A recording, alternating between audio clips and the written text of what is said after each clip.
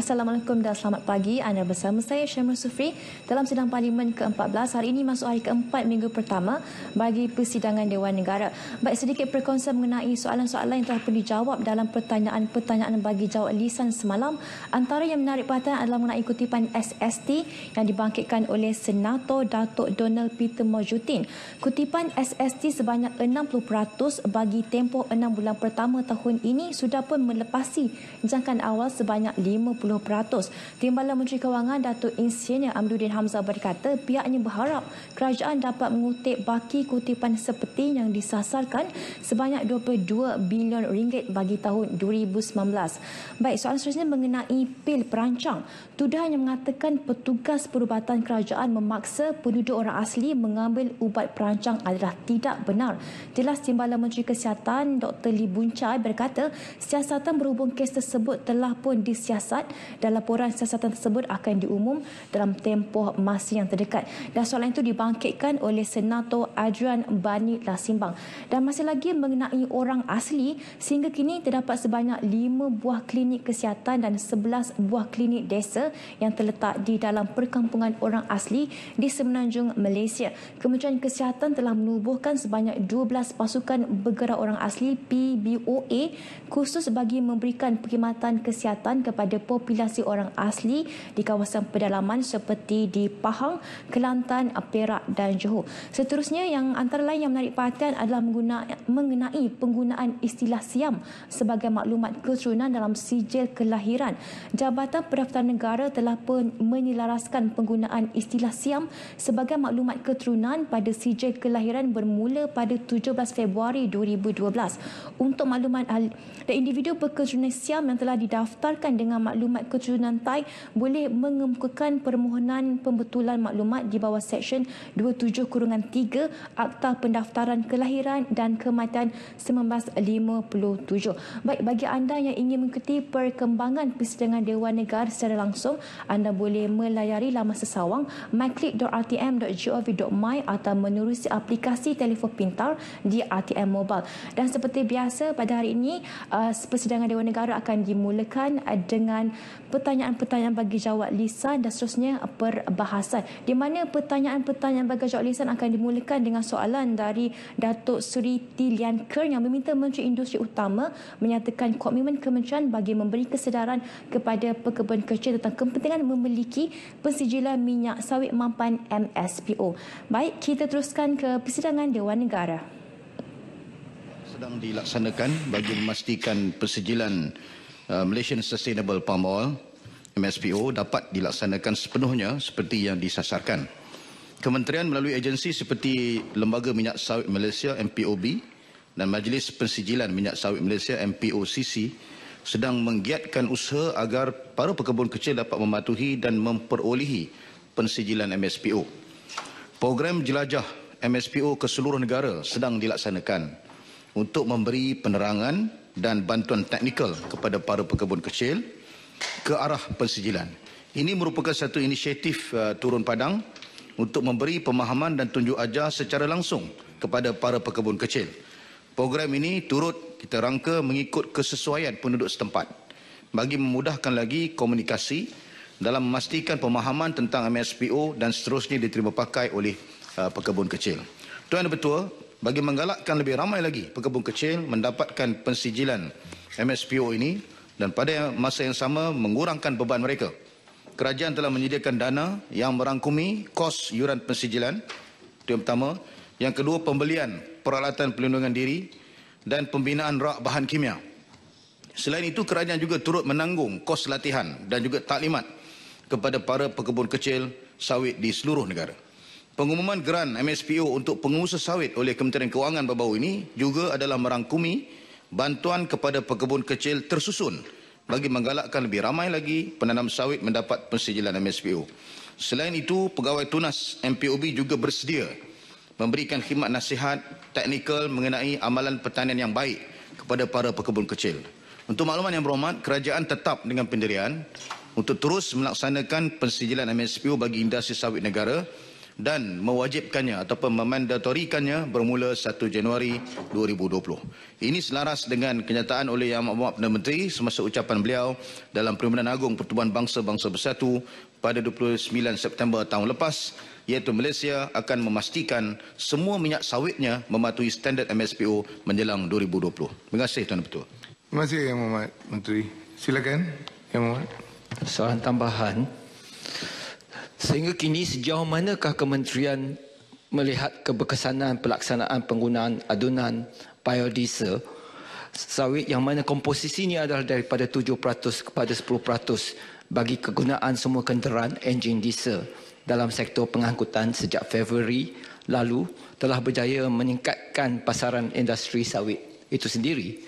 Yang kedua, mengapakah jumlah penanam sawit di negara ini yang melaksanakan pematuhan pensijilan MSPO bagi meningkatkan profil tanaman sawit di pasaran global dilaporkan masih lagi berada pada tahap rendah. Sedangkan kita dimaklumkan pihak kementerian telah melaksanakan pelbagai inisiatif bagi membantu mereka mendapatkan pensijilan MSPO ini. Yang terakhir, apakah justifikasi pihak kementerian yang berhasrat untuk memasukkan sukatan mengenai khasiat minyak sawit ke dalam buku teks sekolah sedangkan masalah pokoknya adalah harga pasaran sawit yang tidak menentu?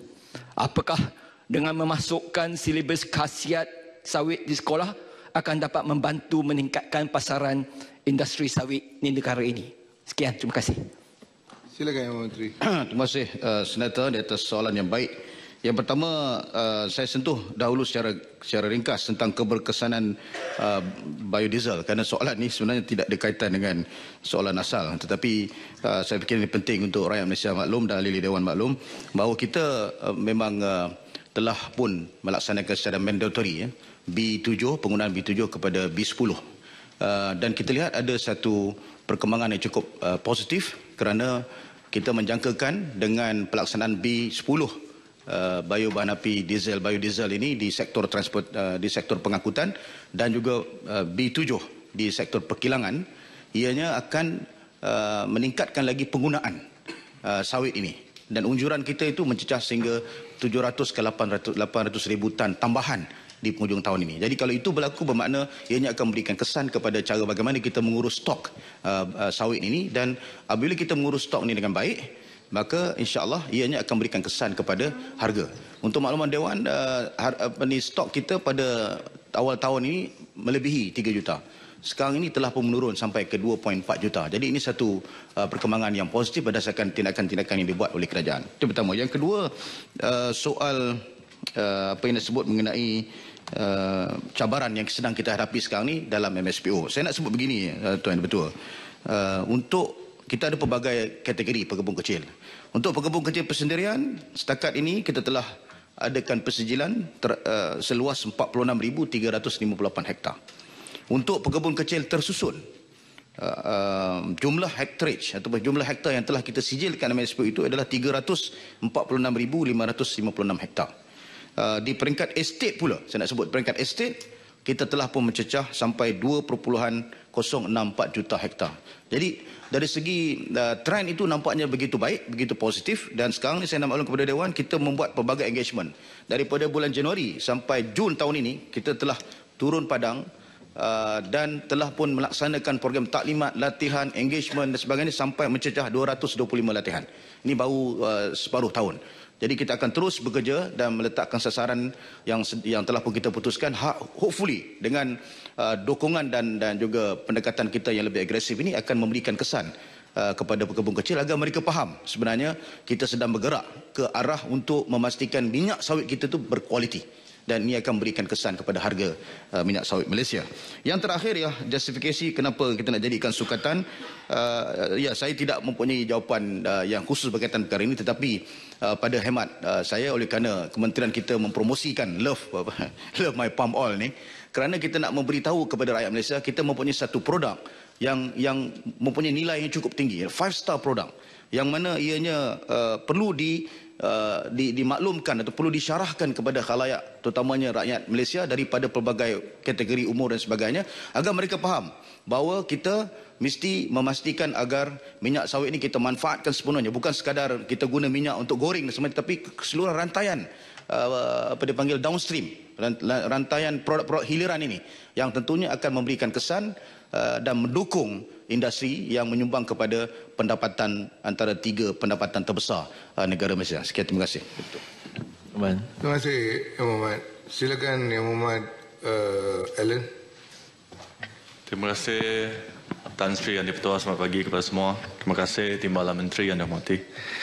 Saya memang tahu mengenai usaha gigil yang dijalankan oleh MPOB melalui MPOCC.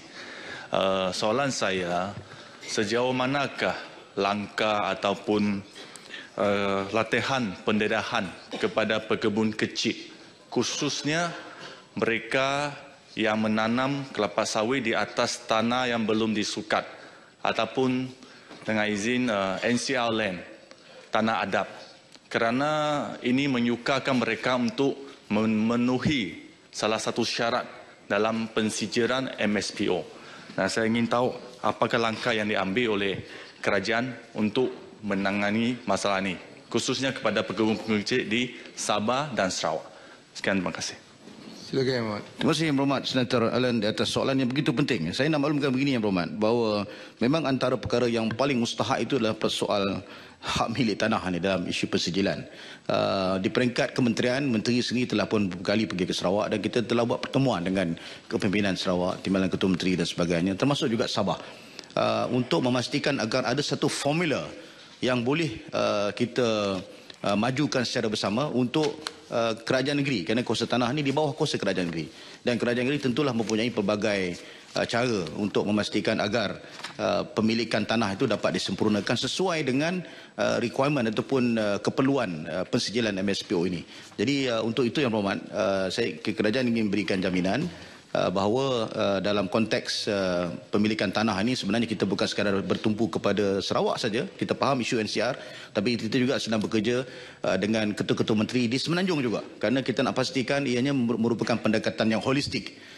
Dan yakinlah dengan kerajaan bahawa usaha-usaha ini sedang kita lakukan secara agresif, termasuk pertemuan-pertemuan dengan menteri-menteri besar, yang mana ianya tentu dalam usaha kita secara bersama lah untuk memastikan persijilan ini berjaya mencapai maksudnya. Terima kasih. Terima kasih Yang Mohd Menteri. Dipersilakan Yang Mohd Dato' Rabia binti Ali. Terima kasih Yang di-Pertua. Soalan saya, soalan nombor 2. Silakan Yang Mohd Menteri. Terima kasih Senator Dato' Rabia binti Ali dan terima kasih Tan Sri Yang di-Pertua.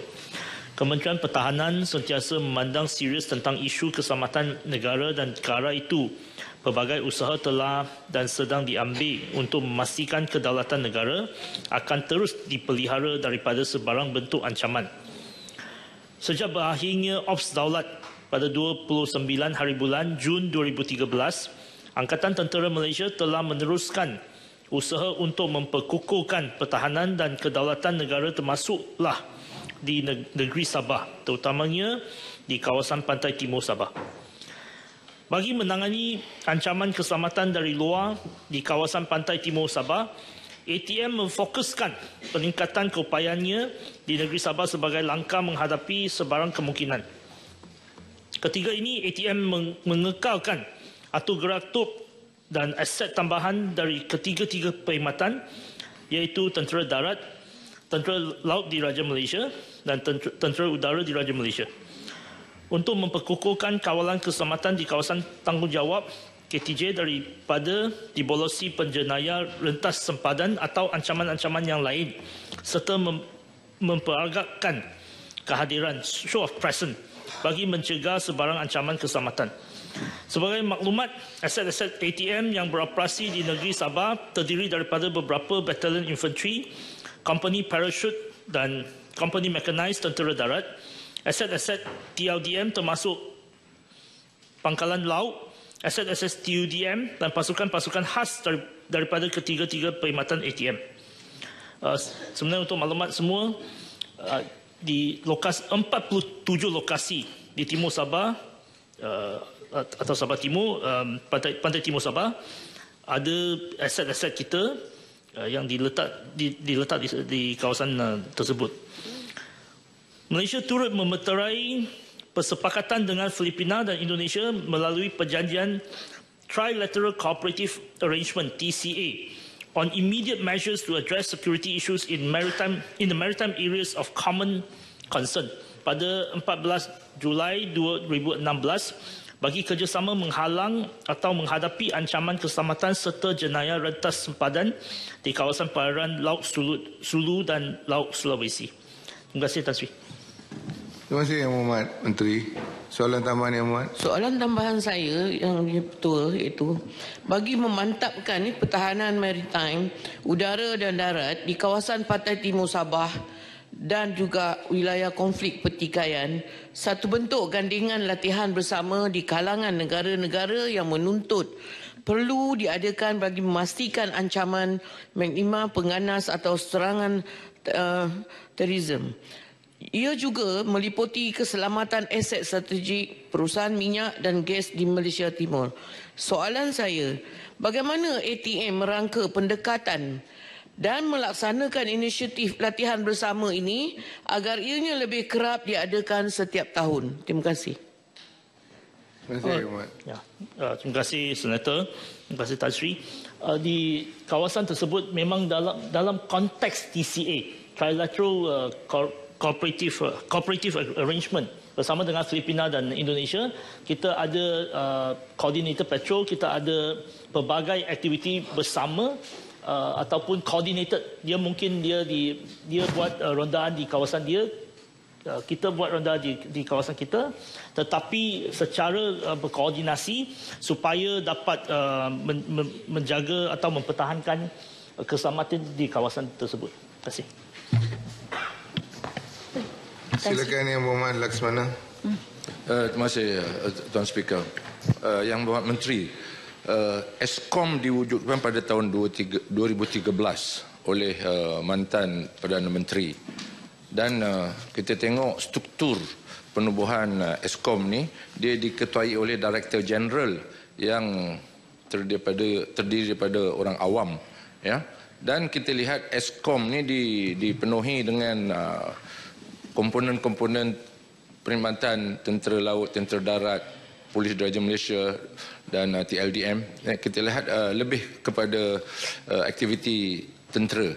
Adakah kerajaan melihat supaya Eskom ini diketuai oleh warga tentera, oleh kerana ia melibatkan sempadan mencegah anasir-anasir luar, khususnya daripada Filipina, untuk masuk ke Sabah Timur? Dan saya lihat dalam bajet 2019 ini, ATM peruntukan kepada Eskom sebanyak 47 juta lebih kurang.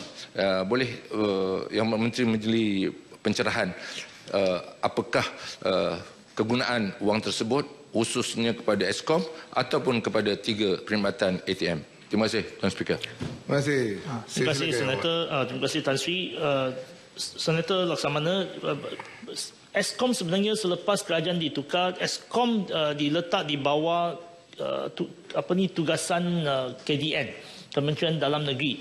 Tetapi Eskom ATM, ada APMM, ada polis, Marine Police particularly, dan di bawah agensi-agensi ini memang kerajaan terima hakikat memang kita perlu membaiki keadaan seperti apa yang dicadangkan tadi, dan kerajaan sedang menjalankan kajian, dan Perdana Menteri akan umum kajian ataupun hasil kajian tahun depan supaya kawasan S-Zone dan tugasan di antara APMM, Marine Police atau Polis Marine dan ATM dapat diperhalusi dan dapat dinaik taraf ataupun diperbaikikan. So saya tidak dapat memaklumkan Dewan ini buat setakat ini kerana kajian masih dijalankan, tetapi kerajaan memang memahami keperluan untuk membaikikan keadaan dan juga menambah baik keadaan di Pantai Timur Sabah. Terima kasih. Yang peruntukan 47 juta. Itu saya perlu saya akan beri maklumat bertulis. Terima kasih. Silakan Yang Muhammad. Terima kasih Tan Sri Yang di-Pertua kerana membenarkan saya membuat soalan tambahan. Seperti mana yang Berhormat Menteri mengetahui bahawa Beting Pak Tinggi Ali adalah satu kawasan di Laut Cina Selatan. Ianya terletak kira-kira 2,000 km dari tanah besar China. Ianya adalah dalam perairan Sarawak dan sudah tentu adalah hak milik mutlak negara kita.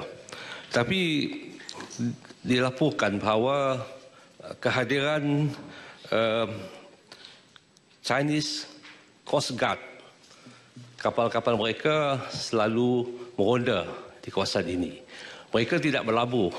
Kalau berlabuh, mereka mungkin melanggari undang-undang antarabangsa. Tetapi hanya mereka meronda. Dan kehadiran mereka ini boleh menakutkan nelayan-nelayan tempatan kita, khususnya dari utara Sarawak. Dan saya nak bertanya apakah tindakan-tindakan yang diambil oleh Angkatan Tentera kita, khususnya Tentera Laut di Raja Malaysia, di dalam melindungi keselamatan wilayah ini dan juga keselamatan nelayan-nelayan kita, khususnya mereka dari utara negeri Sarawak, dan apakah kerjasama antara Angkatan Tentera Laut kita dengan Agensi Maritim Malaysia. Dan keduanya pernah diumumkan dulu bahawa kerajaan persekutuan ada rancangan untuk membina pangkalan tentera laut wilayah di Sarawak, tapi mereka nak membuatnya di Bintulu. Apakah perkembangan terkini mengenai rancangan pembinaan pangkalan tentera laut di Sarawak ini? Terima kasih. Tan Sri dan Senator, soalan kedua ni kalau tak silap saya, sekarang ni kita ada kehadiran di Bintulu, tetapi ada isu tanah. Tapi saya akan semak isu tanah dengan kerajaan negeri yang belum selesai lagi. Tapi kalau saya akan semak dan beri maklumat terperinci tentang soalan kedua. Soalan satu sebenarnya tidak ada kaitan dengan soalan yang saya ditanya hari ini, kerana soalan ialah berkenaan dengan Sabah, Timur Sabah. Tapi secara amnya, ATM akan, terutamanya TLDM akan mempertahankan segala yang kepunyaan negara dan juga tanah dan air perairan negara kita. Dengan masalah bersama dengan negeri China, dia isu 9-9 yang dikemukakan oleh negeri China yang kita tidak setuju. Dan ini sebenarnya ini dasar luar negara yang kita tidak setuju dengan negeri China, dan TLDM menjalankan tugas yang ditugaskan kepada TLDM untuk mempertahankan kedaulatan negara. Terima kasih. Terima kasih Yang Muhammad Menteri. Silakan Yang Muhammad Dato' Haji Ismail bin Ibrahim. Terima kasih Tan Sri Yang di-Pertua. Terlebih dahulu saya mengalu-alukan kedatangan delegasi Persatuan Kebajikan dan Pendidikan Kaum Pindah Foundation Negeri Sembilan ke Dewan Negara. Diharap lawatan ini akan memberi manfaat kepada tamu yang hadir pada hari ini. Terima kasih Tan Sri Yang di-Pertua. Soalan saya nombor 3. Silakan Yang Muhammad. Terima kasih Tan Sri Yang di-Pertua. Terima kasih kepada Yang Berhormat Datuk Haji Ismail Ibrahim.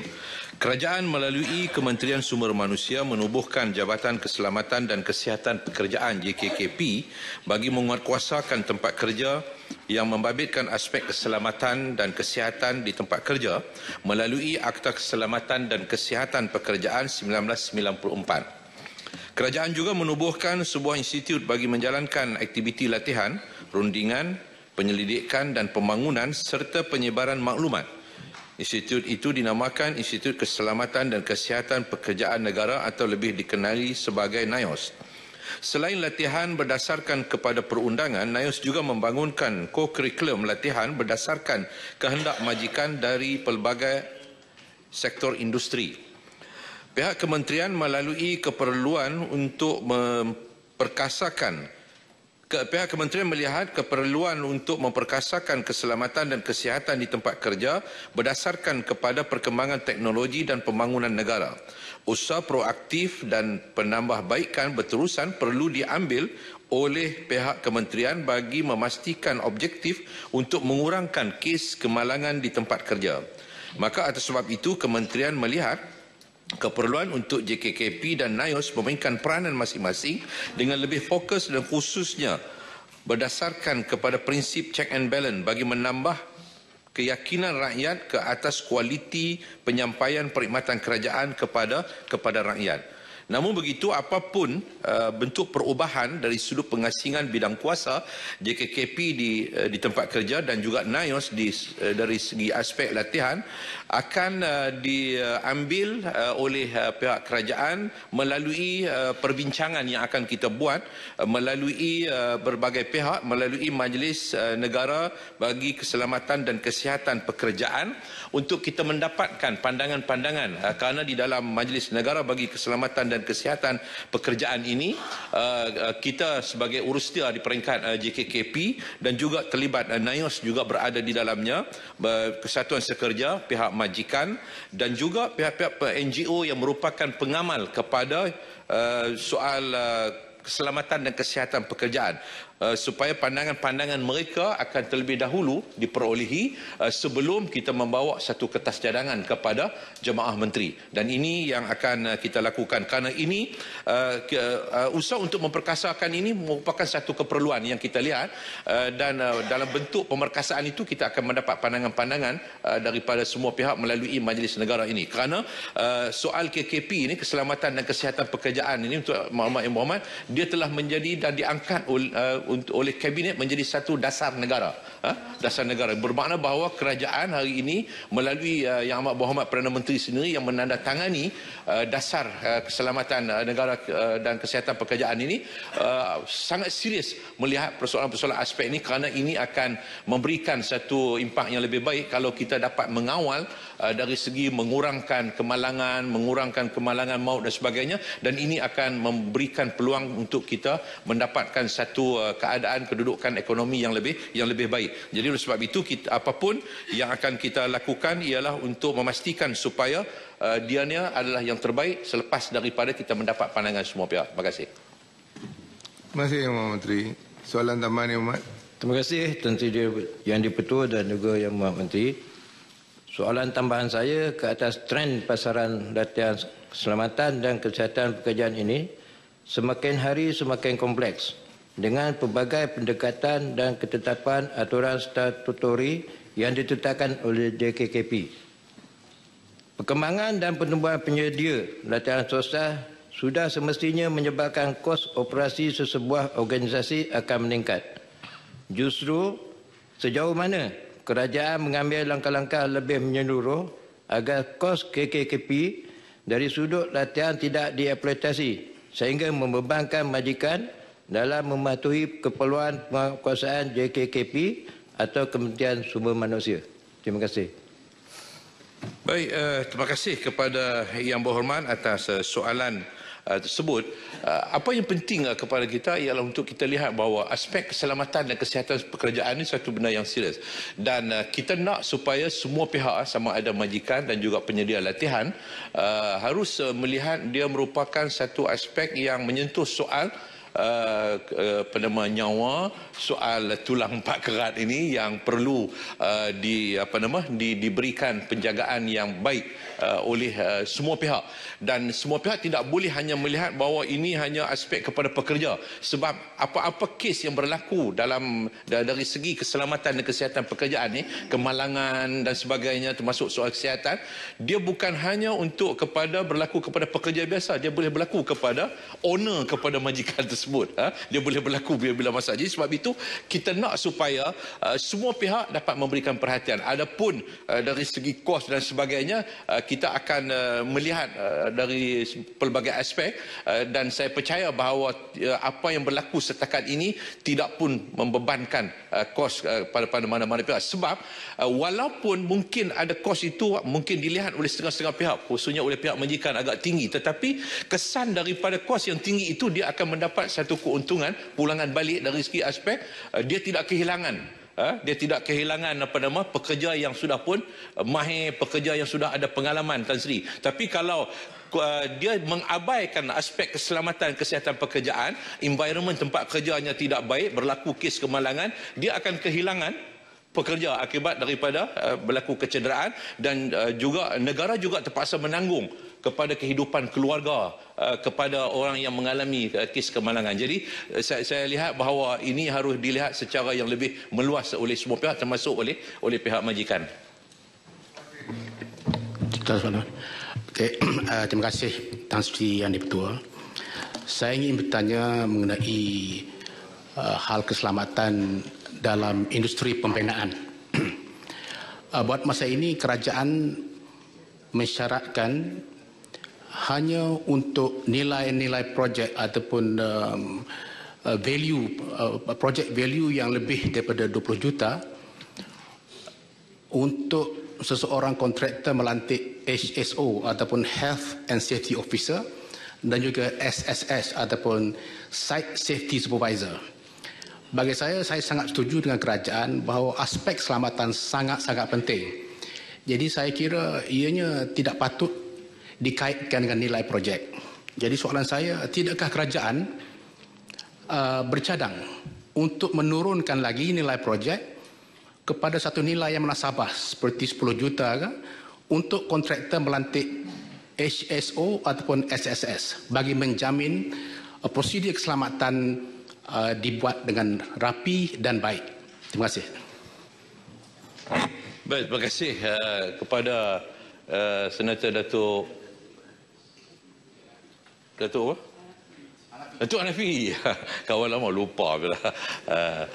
Baik, satu cadangan yang baik Tan Sri. Satu cadangan yang baik, orang yang mempunyai pemikiran untuk melihat aspek keselamatan dan kesihatan pekerjaan kepada semua pihak dan betapa yang berhormat Senator Hanafi ini melihat tentang harga sebuah satu nyawa, harga tulang 4 kerat yang dianugerah oleh Tuhan Yang Maha Esa ini kepada kita harus dijaga. Jadi saya ucapkan terima kasih, cadangan itu sangat baik dan kita sentiasa mengambil pendapat dan pandangan daripada semua pihak termasuk daripada Yang Berhormat dan kita akan pertimbangkan cadangan tersebut insya-Allah. Silakan Datuk Rahimah. Terima kasih Tan Sri Yang Di-Pertua kerana memberi peluang kepada saya untuk bertanya soalan.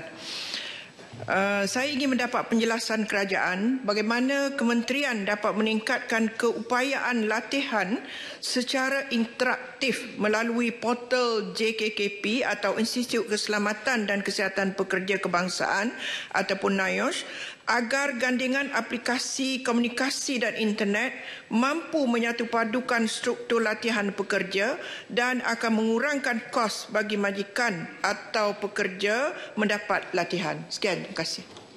Silakan Yang Berhormat. Baik, terima kasih kepada Yang Berhormat Senator Datin Hajah Rahimah atas soalan dan juga pandangan cadangan yang dikemukakan.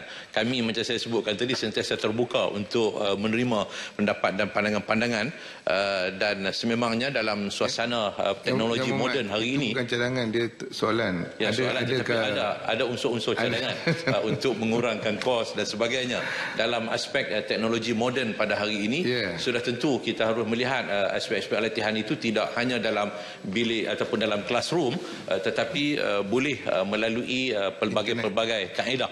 Hari ini orang viral latihan lipat kain untuk beri kemudahan kepada suri rumah ni, tak begitu payah untuk nak lipat kain, nak letakkan dalam bank untuk nak travel jauh-jauh dan sebagainya. Itu juga satu aspek latihan yang boleh diberikan dan pandangan dan cadangan juga serta persoalan yang dikemukakan tadi juga merupakan satu yang sangat baik.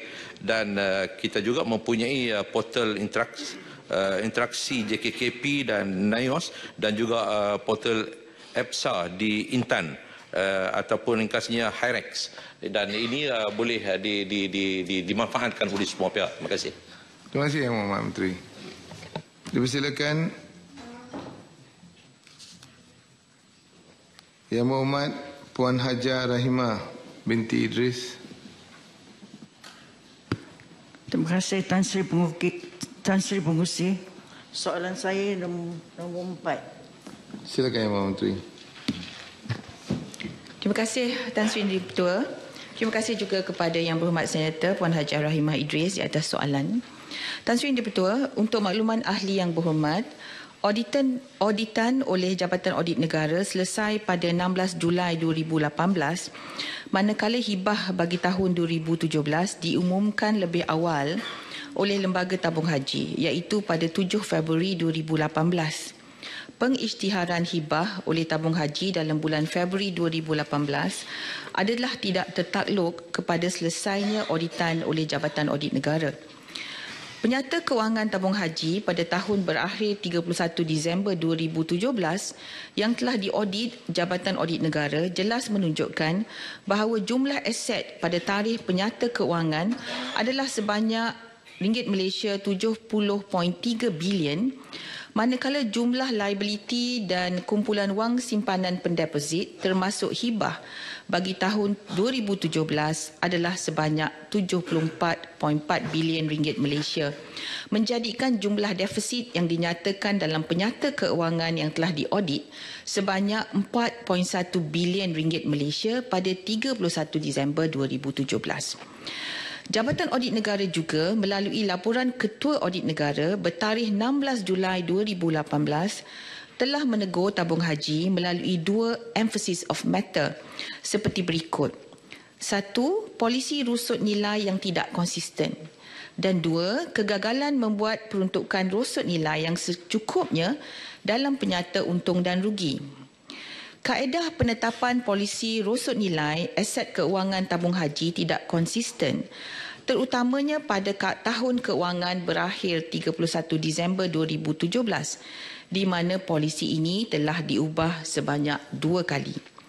Perubahan polisi rusut nilai ini telah diguna pakai untuk membolehkan tabung haji mengagihkan hibah yang tinggi untuk tahun 2017. Tuan Yang di-Pertua, lanjutan dari teguran dan Jabatan Audit Negara dari Jabatan Audit Negara tersebut, tabung haji telah mengambil khidmat nasihat Tertuan PricewaterhouseCoopers ataupun PwC bagi membuat penilaian financial review terhadap kedudukan keuangan tabung haji bagi tahun berakhir pada 31 Disember 2017 yang telah diaudit. Menurut penilaian kedudukan keuangan oleh PwC, tabung haji yang merekodkan defisit sebanyak 4.1 bilion ringgit Malaysia adalah tidak berkeupayaan untuk mengagihkan hibah bagi tahun keuangan berakhir 31 Disember 2017 sebagaimana dikehendaki oleh Akta Tabung Haji 1995. Untuk makluman ahli yang berhormat, tiada firma audit luar yang membuat auditan ke atas penyata keuangan tabung haji sebelum ini. Laporan Polis Diraja Malaysia PDRM berkaitan manipulasi perakaunan ini telah dibuat pada 16 Januari 2019. Kes ini masih dalam siasatan dan menunggu tindakan pihak berkuasa seterusnya. Tindakan sewajarnya mengikut lunas undang-undang akan diambil terhadap mereka yang didapati bersalah setelah hasil siasatan diperolehi kelak. Sekian, terima kasih. Terima kasih Yang Berhormat Menteri. Silakan Puan Rahimah. Terima kasih Yang di-Pertua. Saya rasa saya faham apa yang dijelaskan dan saya ucapkan terima kasih kepada Menteri yang memberi penjelasan sebentar tadi. Terima kasih Yang Berhormat. Terima kasih Yang Berhormat. Tan Sri. Silakan Yang Berhormat. Puan Hajar Sabari. Assalamualaikum warahmatullahi wabarakatuh dan salam sejahtera. Yang Berhormat Menteri, saya cuma ada satu soalan. Saya pernah terbaca laporan yang dikeluarkan oleh TH bahawa sejak hibah sejak hibah diberi, maknanya tabung haji telah pendeposit tabung haji telah mengeluarkan satu jumlah yang besarlah. Cuma atas beberapa sebab. Cumanya soalan saya, apakah jaminan kerajaan bahawa plan rasionalisasi yang dilaksanakan akan memberi pulangan dividen yang tinggi kepada pihak pendeposit? Sekian, terima kasih. Silakan, Muhammad. Terima kasih kepada soalan tambahan Yang Berhormat Senator Puan Hajah Sabani. Ada beberapa soalan tadi berkenaan dengan hibah yang telah diberi dan selepas itu pendeposit mengeluarkan duit. Yang Berhormat Senator, itu trend biasa. Sebab pendeposit tunggu saja announcement dan kemudian baru mereka keluarkan hibah. Saya menjawab di Dewan Rakyat minggu lepas bahawa itu memang trend biasa. Tidak ada sesuatu yang luar biasa dan setiap tahun begitulah. Berkenaan dengan plan rasionalisasi dan bagaimana ia boleh menjanjikan hibah yang tinggi pada tahun-tahun akan datang. Saya ingin maklumkan kepada ahli-ahli Dewan yang mulia ini bahawa apabila kita ada plan rasionalisasi, apa yang berlaku ialah kita mengambil semua syarikat-syarikat yang kita panggil non-performing. Non-performing itu ada 29 syarikat hartanah, ada 1 syarikat tidak tersenarai dan ada 106 security equity, domestic security syarikat security equity. Jadi apa yang dimaksudkan dengan non-performing? Yang dimaksudkan dengan non-performing ialah apabila rosut nilai itu melebihi daripada 20%. Jadi dan ada syarikat ini dah seperti yang ditegur oleh ketua audit negara dalam laporan ketua audit negara ini bahawa tidak konsisten dia punya polisi rosut nilai ni.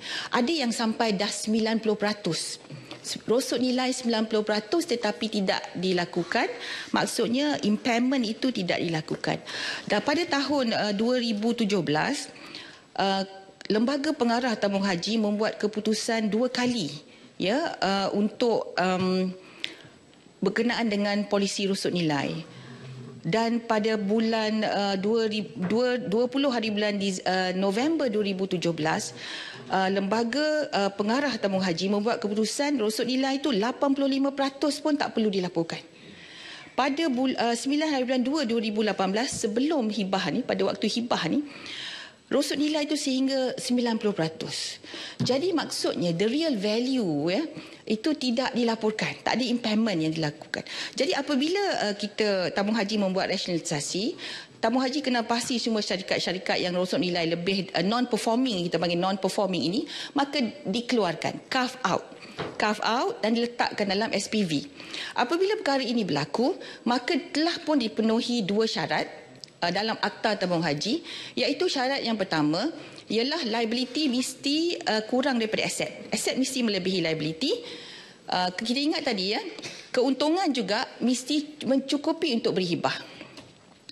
Apabila impairment itu tidak berlaku dan rosut nilai itu tidak dilaporkan, nampak macam profit itu lebih daripada loss. Nampak macam keuntungan itu banyak. Tapi apabila kita betulkan balik, kita ikut kita buat impairment, kita nampak bahawa begitu banyak dia punya jurangnya.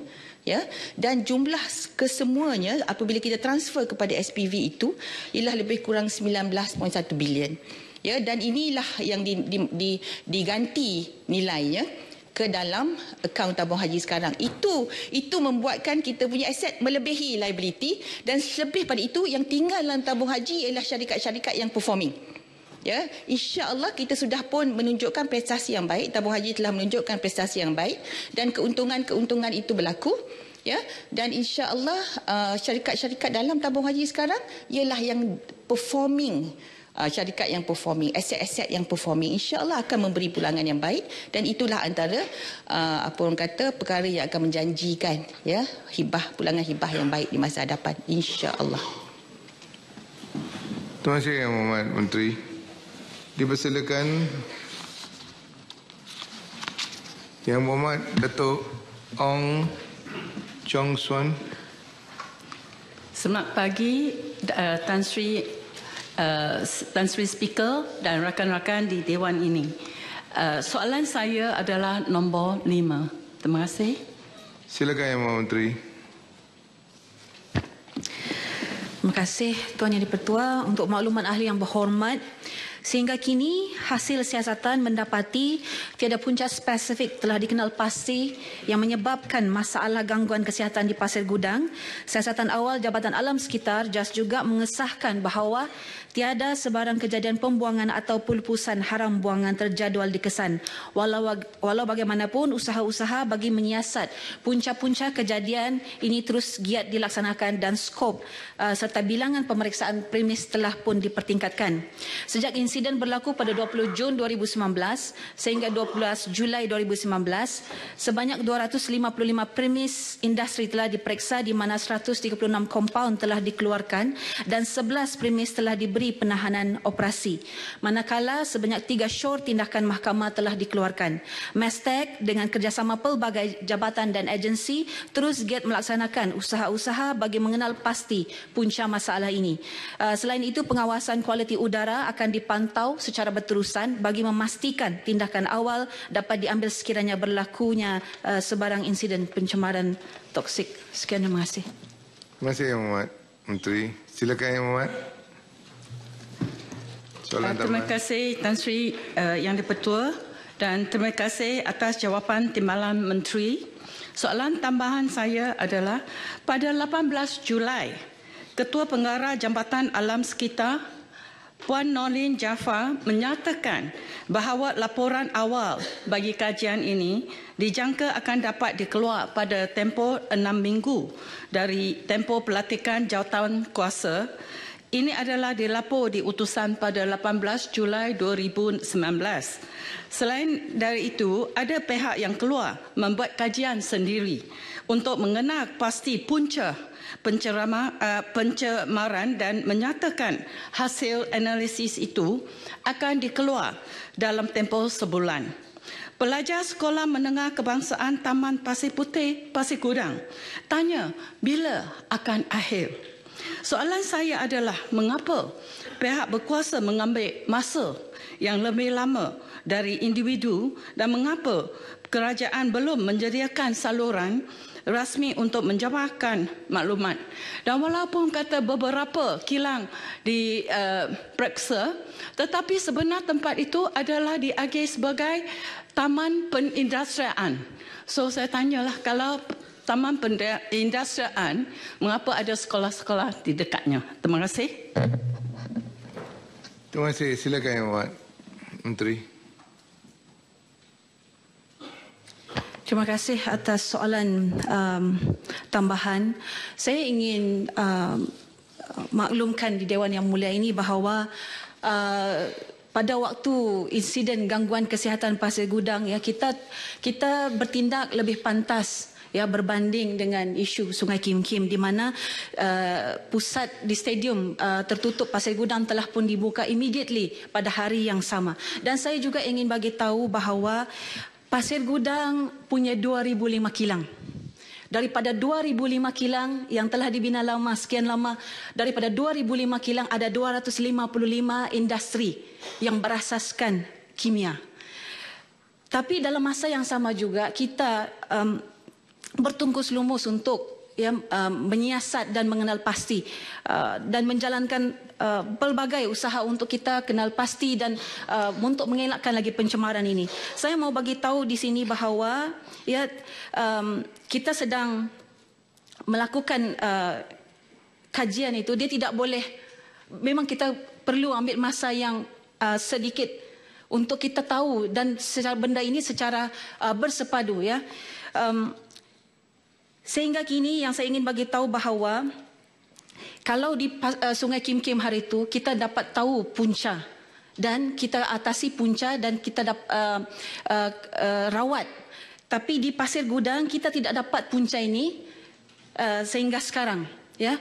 Jadi saya juga ingin bagi tahu di Dewan Yang Mulia ini bahawa sehingga pada 24 Julai dengan usaha yang pelbagai kita telah melakukan 6,300, ya, set carapan udara yang kita buat setiap hari, dan sepatutnya kita berterima kasih kepada pegawai-pegawai kerajaan yang daripada pelbagai jabatan dan agensi yang melakukan tindakan dan juga pelbagai cara untuk mengatasi masalah ini. Suka juga saya ingin maklumkan di sini bahawa kita melakukan Kementerian Maxtek telah meneliti perkara-perkara yang perlu ditambah baik untuk mempercepatkan tindakan, khususnya melalui pemerkasaan sistem pengawasan kualiti udara di Pasir Gudang.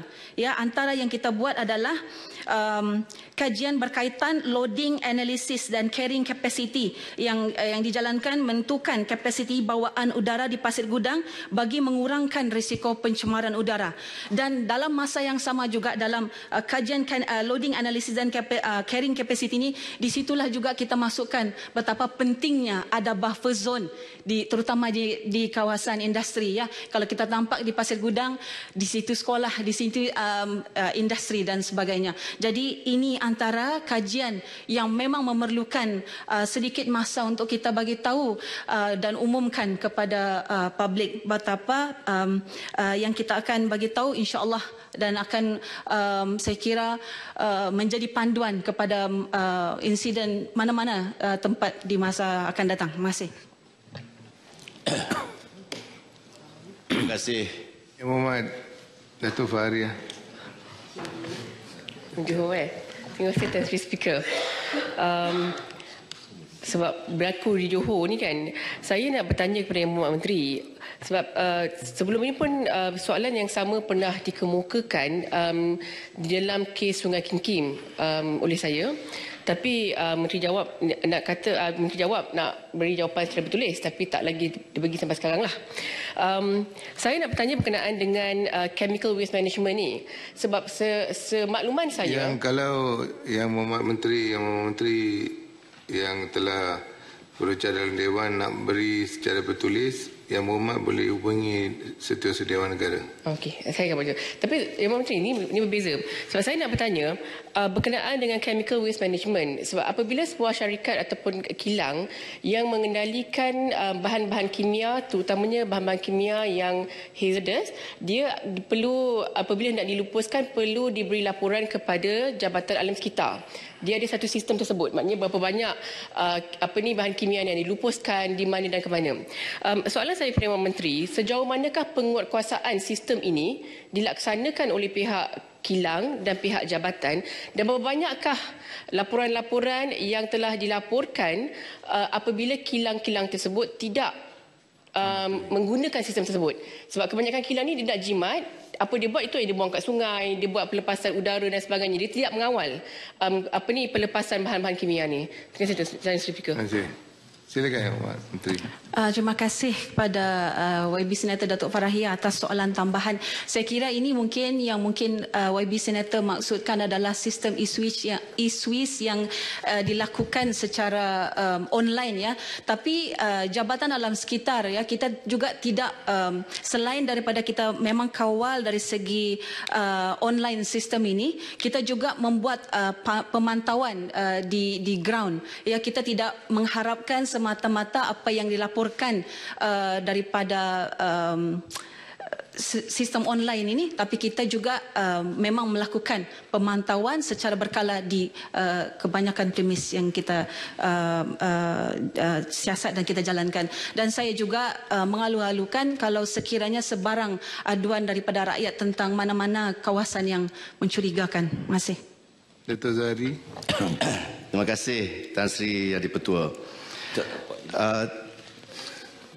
Tan Sri Yang Di-Pertua, ketika kita sedang bersidang ini, rakyat di Pasir Gudang sebenarnya dalam keadaan yang tertekan, dan mereka sebenarnya menanti-nanti jawapan Yang Berhormat Menteri.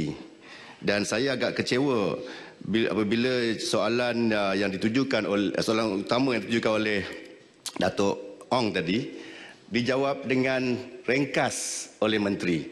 Saya fikir mesti jawapan yang panjang lebar. Dan terutama jawapan 5A, kerana di Dewan Negeri Johor ada jawapan berkenaan soalan ini yang diberikan oleh Esko, tetapi YB Menteri tak jawab dengan jelas, iaitu punca sebenar. Jadi Tan Sri Speaker, hampir hari-hari pelajar sekolah di sekitar Pasir Gudang mendapat rawatan di hospital dan juga pusat kesihatan. Hampir hari-hari. Kerana saya maklum ini kerana di sana ada keluarga saya dan rakan-rakan yang bersekolah di sana. Jadi saya nak menyatakan kepada Menteri, soalan saya, adakah kerajaan bila melihat kejadian ini begitu lama berlaku, tak ada penyelesaian, adakah pihak kementerian dan kerajaan bercadang untuk mendapatkan khidmat pakar negara luar? Yang kedua, apakah pesanan Wahai Menteri selain daripada minta rakyat dan penduduk Pasir Gudang bersabar, apakah pesanan Wahai Menteri kepada penduduk sekitar Pasir Gudang untuk jangka pendek dan jangka panjang ini? Terima kasih. Silakan Yang Menteri. Terima kasih atas soalan tambahan. Memang kita ada juga menerima beberapa cadangan tentang sekiranya kita perlu untuk mendapatkan pakar daripada luar tentang insiden Pasir Gudang. Ya. Dalam buat masa ini kita masih menggunakan khidmat tempatan yang kita kira memang masih masih kita dapat menampung untuk kita melaksanakan pelbagai tugasan, ya. Nanti saya juga akan bawa perkara ini ke pengetahuan menteri dan juga kementerian tentang kalau perlu sudah tiba masanya kalau memerlukan pakar daripada luar. Terima kasih.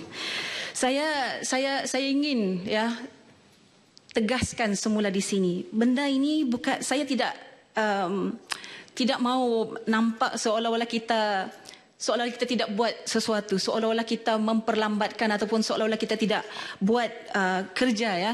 Yang pertama sekali yang tadi saya bagi tahu, kalau di Sungai Kim Kim dulu punca ada, kita nampak efek. Tapi di insiden gangguan Pasir Gudang, kita nampak kesan saja tanpa mengetahui punca.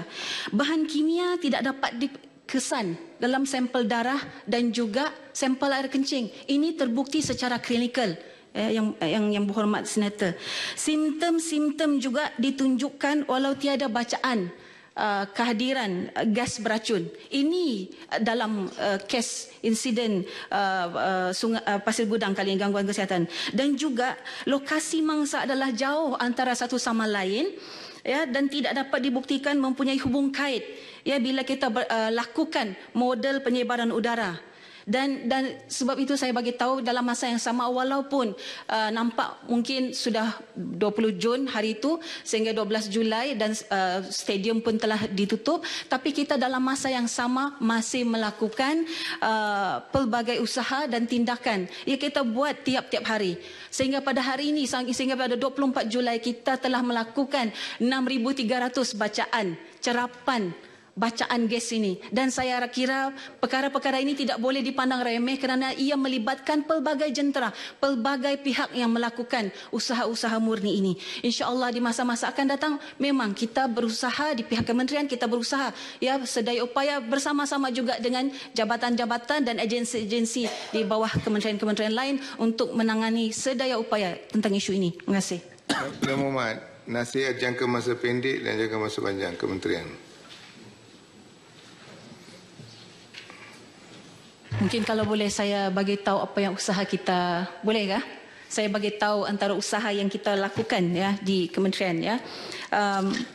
Satu, kita ingin mewujudkan, ini yang secara yang kita buat, mewujudkan stesen pengawasan gas pencemaran toksik melalui pembangunan 6 stesen pengawasan udara automatik fixed station menggunakan alat pengesan gas toksik Fourier transform infrared, dan 1 stesen pengawasan udara bergerak, ya.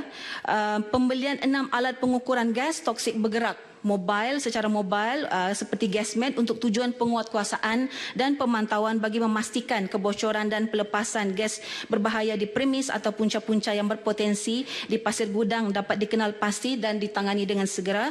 Dan juga kajian berkaitan loading, analisis dan carrying capacity kita sedang jalankan bagi menentukan kapasiti bawaan udara di pasir gudang bagi mengurangkan risiko pencemaran udara. Dan dalam masa yang sama juga ini adalah satu saya rasa kajian yang paling penting ya, di mana perlu ada buffer zone. Ini saya kira saya satu perkara yang sangat-sangat penting untuk dilibatkan dan mungkin akan diguna pakai di mana-mana pekan-pekan dan juga city lain selain daripada Pasir Gudang, dan memandangkan Pasir Gudang telah menjadi hub industri terpenting di Johor dengan penempatan pelbagai industri seperti minyak sawit dan petrokimia terbesar di dunia. Jabatan dalam sekitar cawangan Pasir Gudang juga kita akan wujudkan ya untuk meningkatkan pengawalan, seliaan dan penguatkuasaan di kawasan ini, dan juga Mestek melalui JAS akan mewajibkan beberapa tindakan pemantauan pematuhan baru kepada premis industri kawasan Pasir Gudang, antara lain menetapkan agar premis industri memasang alat pemantauan pelepasan secara berterusan. Jadi diharapkan ya tindakan seperti ini juga akan dilihat ya dan membantu kepada membendung kes insiden-insiden yang kita tidak ingini kepada rakyat. Terima kasih. Yang Muhammad, ni kesan dia belum dikenal pasti, dan cadangan yang boleh diberi oleh kementerian ni bersabarlah sehingga kesan tu. Kerja-kerja murni kementerian ni kita harus beri pandangan yang serius kerana mereka bertungkus lumus, dan mudah-mudahan dalam jangka masa yang pendek ini kementerian dapat mengatasi masalah ini.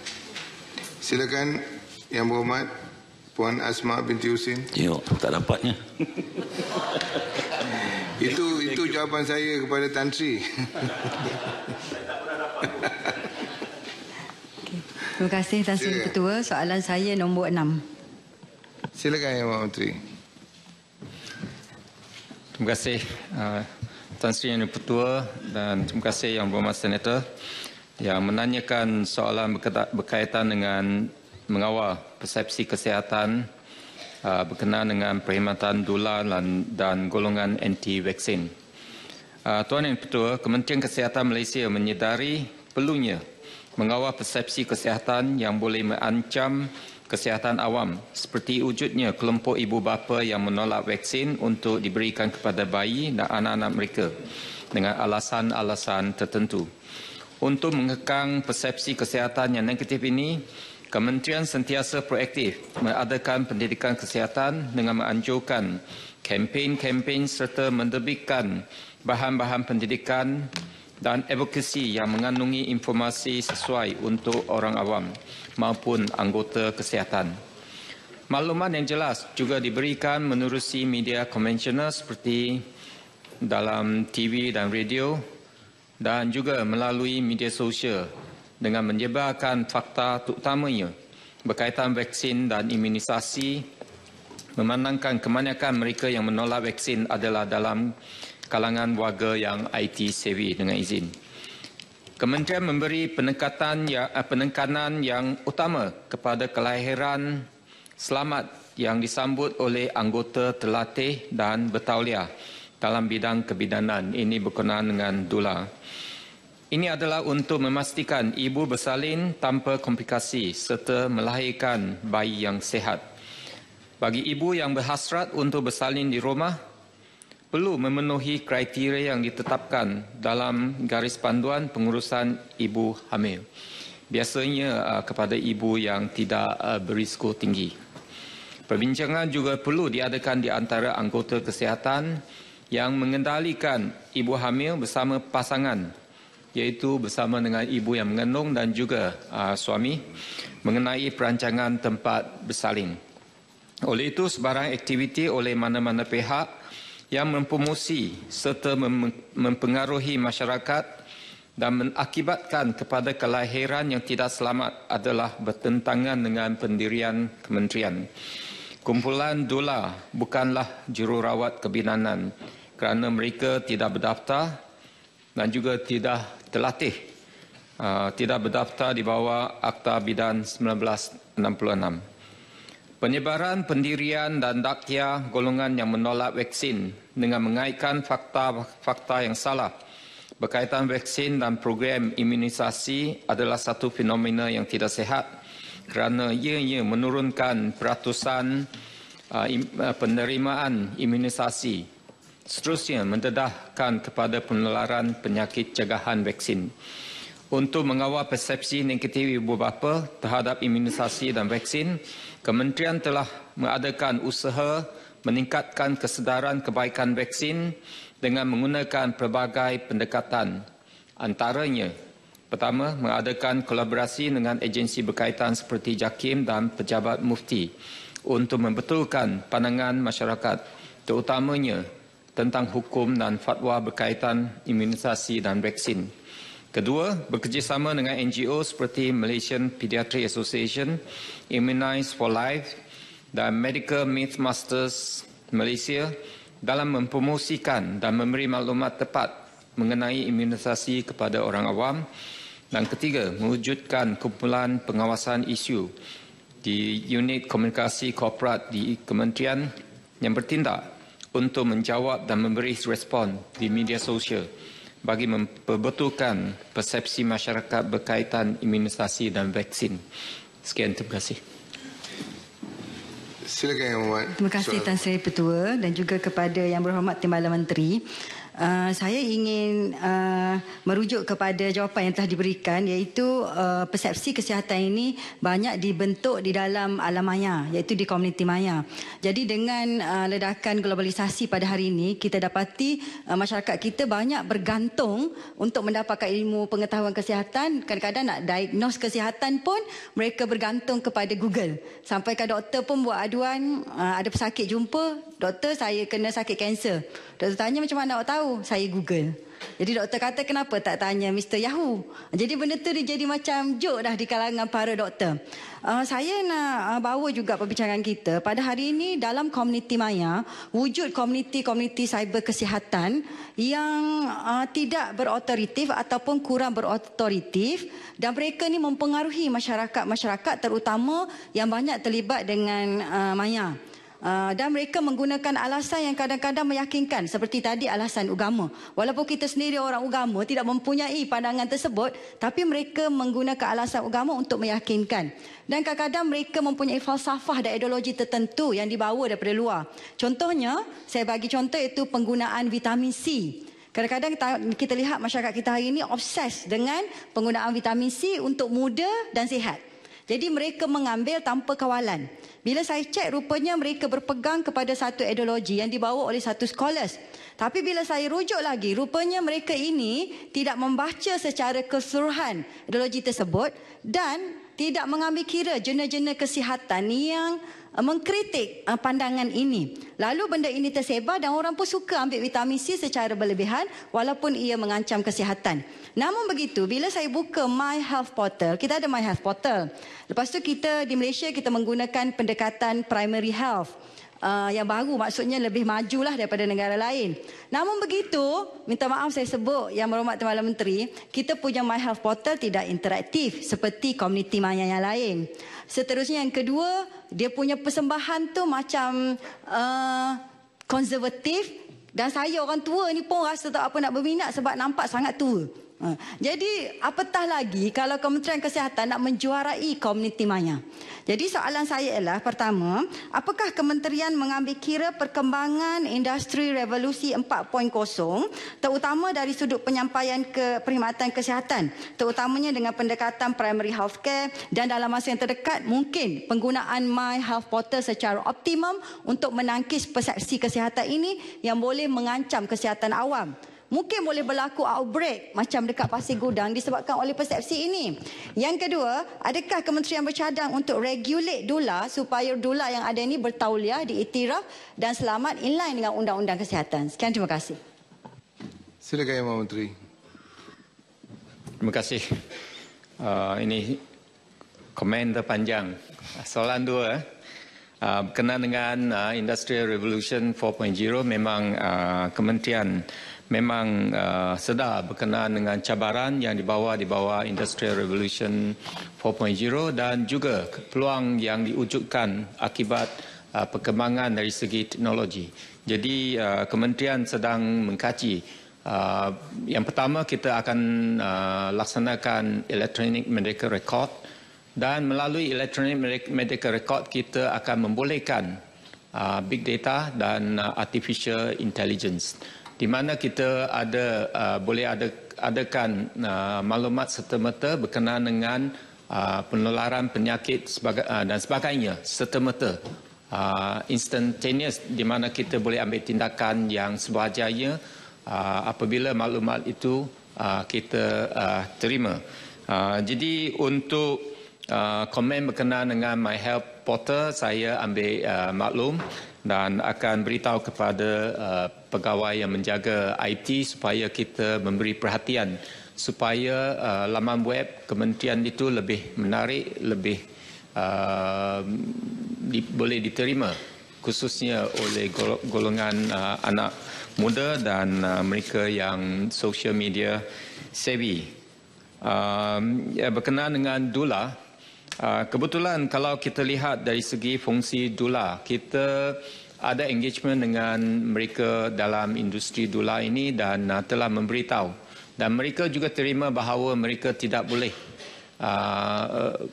menggalakkan persalinan yang tidak selamat, dan juga mereka juga tahu bahawa mereka tidak boleh main peranan untuk menyambut bayi. Jadi ini peranan mereka adalah jelas, dan memang peranan untuk delivery itu dikawal di bawah Akta Kebinanan. Jadi ini saya rasa tidak masalah. Dan buat sementara ini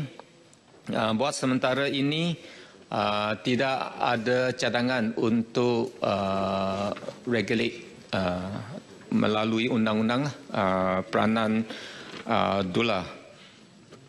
Jadi untuk maklumat, My Health Portal juga gunakan Twitter, Facebook, Instagram dan yang lebih interaktif. Mungkin yang berhormat boleh cuba Facebook, Twitter, Instagram, mungkin aspek yang berlainan yang saya pun tak begitu fasih dalam perkara-perkara tersebut. Jadi inilah jawapan saya. Sekian. Datuk Suhaimi. Terima kasih Tan Sri Yang Di-Pertua. Saya nak bertanya pandangan Yang Berhormat Menteri yang juga seorang doktor. Kalau saya katakan dula terbaik adalah suami, apa pandangan doktor? Kerana saya daripada pengalaman saya, semasa isteri saya melahirkan anak saya, yang pertama, yang kedua, yang ketiga sampai yang keenam, saya 2,000. Saya berada di sisinya, yang Tan Sri. Saya berada di sisi, pegang tangan, pegang dahi, I love you honey, you know. Dan senang secara natural. Tapi yang berhormat, sekarang ini yang membimbangkan anak saya ni dah bertanya kepada saya, Daddy, nak buat macam mana ni, my wife is pregnant. Dia tak tahu yang berhormat, dia risau. Kerana dia tak mengalami lagi. Yalah, dia belum mengalami anak pertama dia. Saya nak bertanya kepada yang berhormat, apakah kementerian di bawah yang berhormat akan mengadakan kursus-kursus ataupun pedoman-pedoman kepada suami-suami yang the best dula yang saya katakan tadi ini. Terima kasih Tan Sri Yang Di-Pertua. Berhormat kena pasang seorang lagi, yang ketiga baru dapat contoh pula. Terima kasih. Yang Berhormat Menteri ini jahat ni. Memang ini khususnya untuk Yang Berhormat Senator kaum lelaki. Memang suami main peranan yang penting semasa proses bersalin.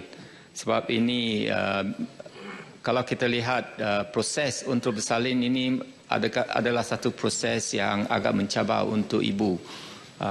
Kesakitan yang dialami dan risiko berkaitan dengan risiko, dan mereka memerlukan support sokongan dari segi emosional dan sebagainya. Jadi adalah penting untuk suami memberi sokongan sepenuhnya semasa bersalin. Dan kebanyakan hospital sediakan kemudahan untuk suami bersama ibu yang bersalin di hospital. Jadi ini kita rasa tidak ada masalah. Dan kedua, berkenaan dengan khusus. Memang kita adakan khusus berkala untuk ibu yang berhamil semasa antenatal, semasa berhamil. Jadi tujuannya adalah supaya mereka diberitahu apa yang perlu dilakukan semasa hamil, aktiviti dan sebagainya, dan juga kita nasihatkan apa yang akan berlaku semasa bersalin dan selepas bersalin dari segi penjagaan bayi yang baru lahir. Jadi ini adalah berkenaan dengan khusus. Peranan doula adalah sebagai pembantu untuk ibu yang bersalin dan mereka memberi moral support tetapi tidaklah kendalikan proses untuk menyambut bayi. Ini jawapan saya. Sekian. Maksud saya kursus kepada suami-suami. Saya terlupa. Sepatutnya apabila kita adakan khusus untuk ibu, digalakkan suami untuk turut bersama. Sikit. Dia tak ada khusus. Dia tak ada kursus khusus untuk suami. Apa lagi? Betul, suami tak payah kursus pun. Hebat. Silakan Ya Muhammad. Terima kasih Tan Sri Speaker. Untuk Kementerian Kesihatan Yang Berhormat, saya nak tanya, sebagaimana Yang Berhormat katakan tadi bahawa perkhidmatan ni, doula ni adalah sebenarnya adalah untuk nak membantulah kepada kaum ibu yang nak bersalin. Jadi saya nak tanya, bolehkah misalnya pihak Kementerian Kesihatan sendiri mengawal selia perkhidmatan mereka ni duduk di bawah Kementerian Kesihatan? Terima kasih. Silakan Ya Muhammad. Terima kasih atas soalan Yang Berhormat tu. Isu mengawal selia ini adalah isu yang agak kontroversial lah. Sebab kalau kita nak mengawal selia, ini bermakna kita perlu tetapkan PIY dari segi training, latihan, siapa yang boleh jadi doula, siapa yang tak boleh jadi doula, kita mesti tetapkan silibus dan latihan. Dan jadi ini akan merumitkan.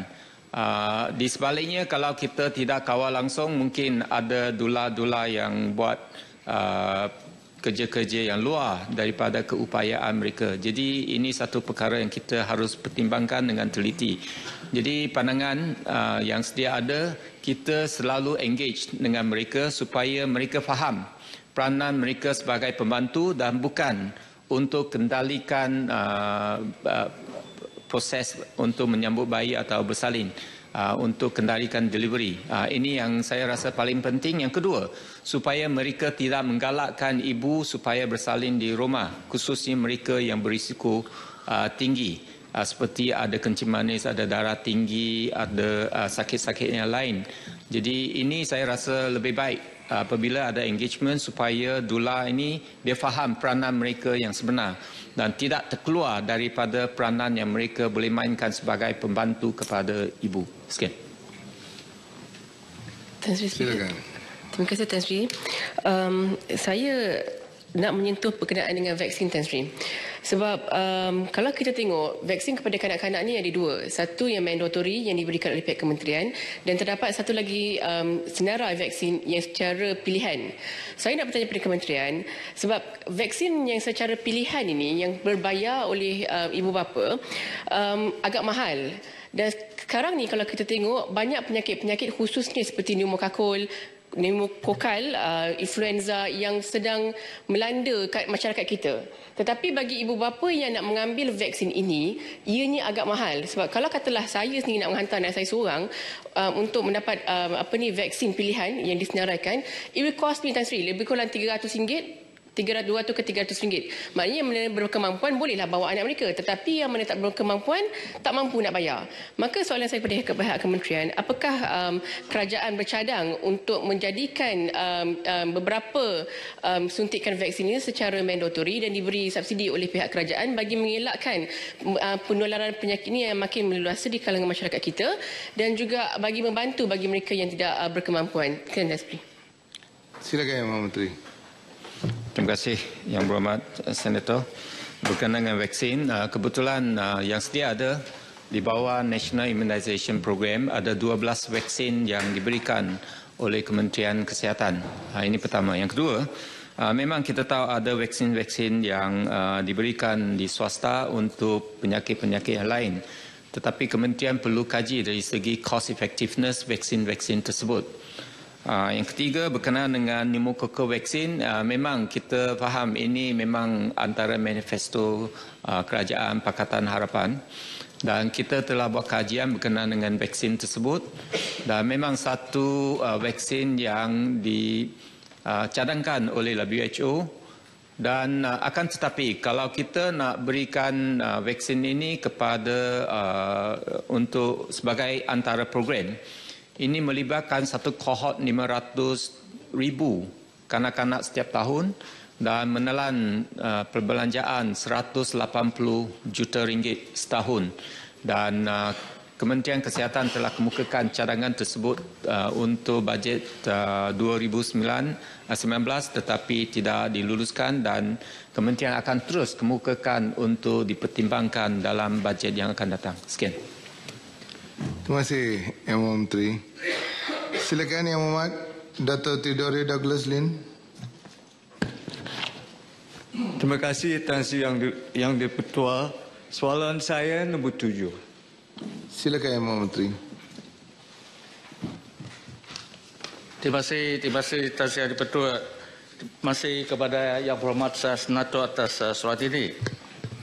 Tuan Yang Di-Pertua, untuk makluman Yang Berhormat, sejak penumbuhan pada tahun 2009, Suruhanjaya Pencegahan Rasuah Malaysia ataupun dikenali sebagai SPRM adalah sebagai agensi utama memberantas rasuah di negara ini dan telah mengambil langkah berani membenarkan 5 badan pengawasan bebas memantau dan menasihatinya.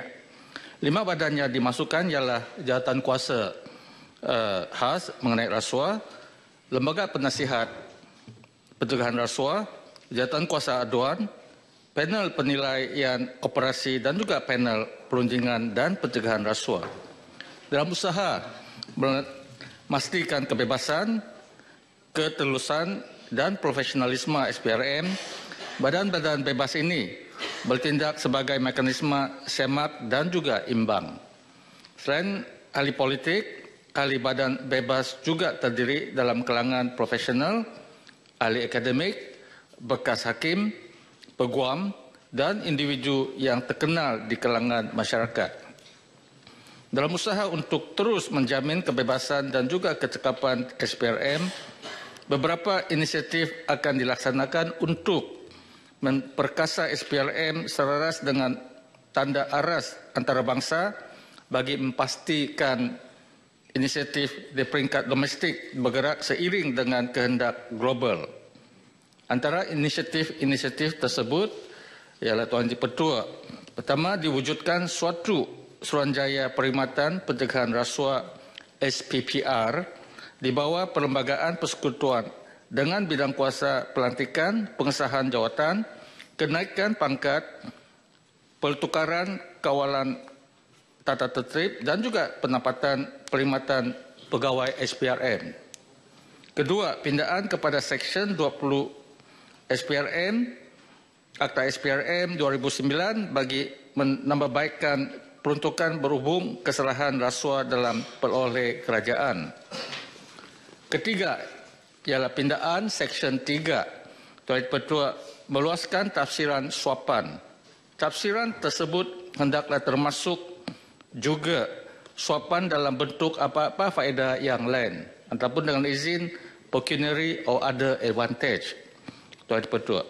Keempat, Tuan Ketua, ialah pindaan kepada Seksyen 3 juga, iaitu pindaan tafsiran badan awam supaya merakumi organisasi-organisasi lain yang boleh disifatkan sebagai badan awam di sisi undang-undang.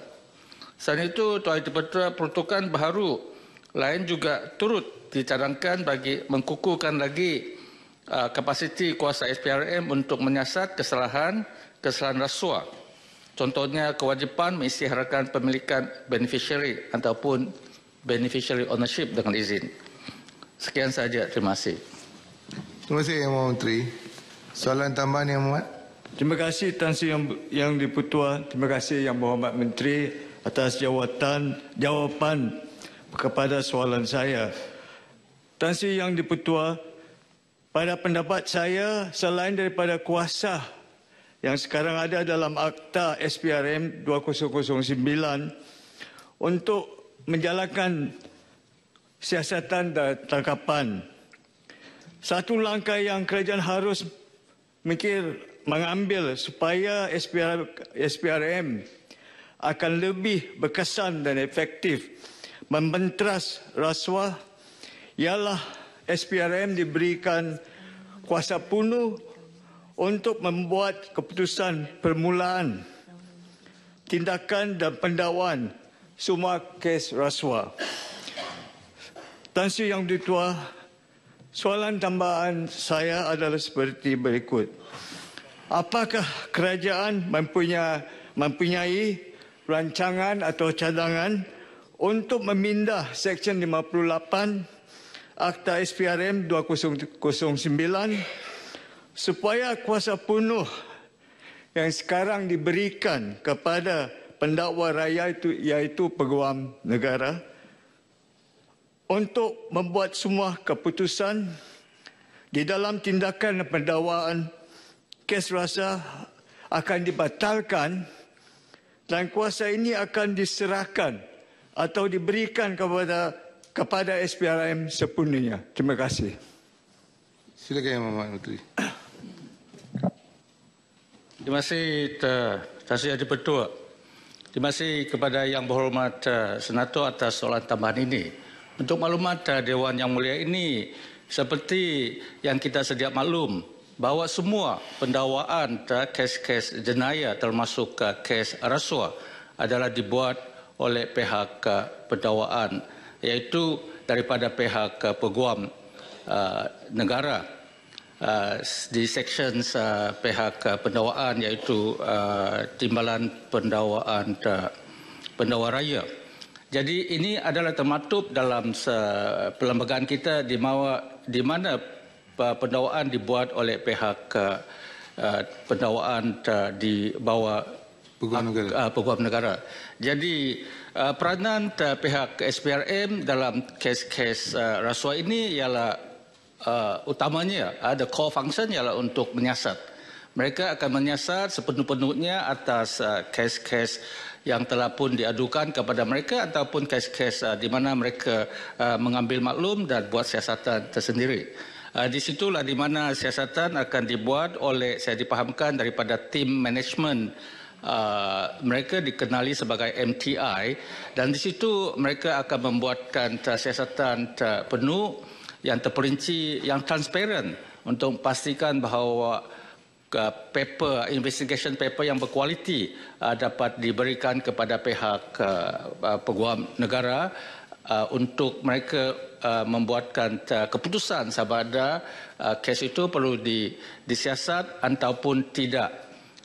Seterusnya ataupun selepas itu sekiranya siasatan tidak lengkap, pihak Peguam Negara bolehlah menyuruh mereka untuk menyiasat selanjutnya sehingga keputusan dibuat oleh pihak pendakwaan untuk mendakwa mereka itu.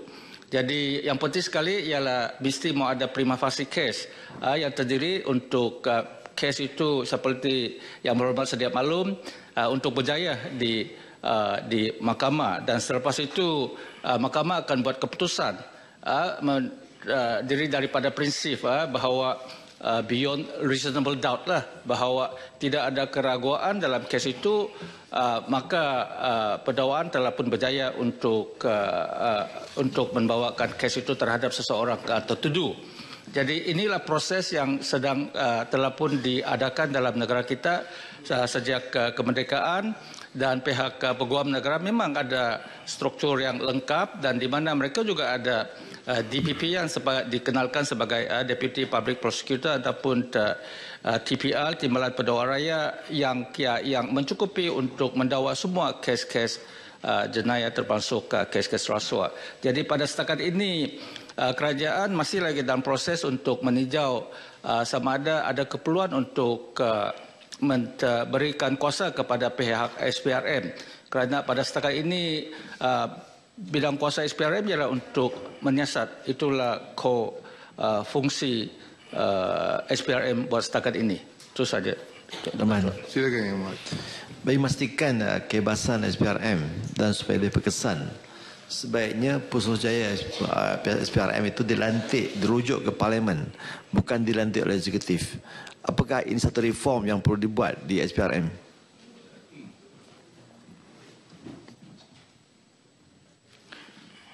Seperti Yang Berhormat Senator sedia maklum, di bawah Seksyen 5 Akta SPRM setakat ini telah pun memberi kuasa kepada Yang Amat Berhormat Perdana Menteri untuk menasihatkan Tuanku iaitu Agong atas pelantikan Ketua Pusurujaya SPRM.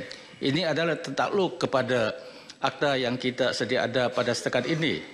Semestinya kita ada cadangan daripada ramai yang mengatakan bahawa pelantikan Ketua Pusurujaya ini dibuat kepada pihak Parliamentary Select Committee.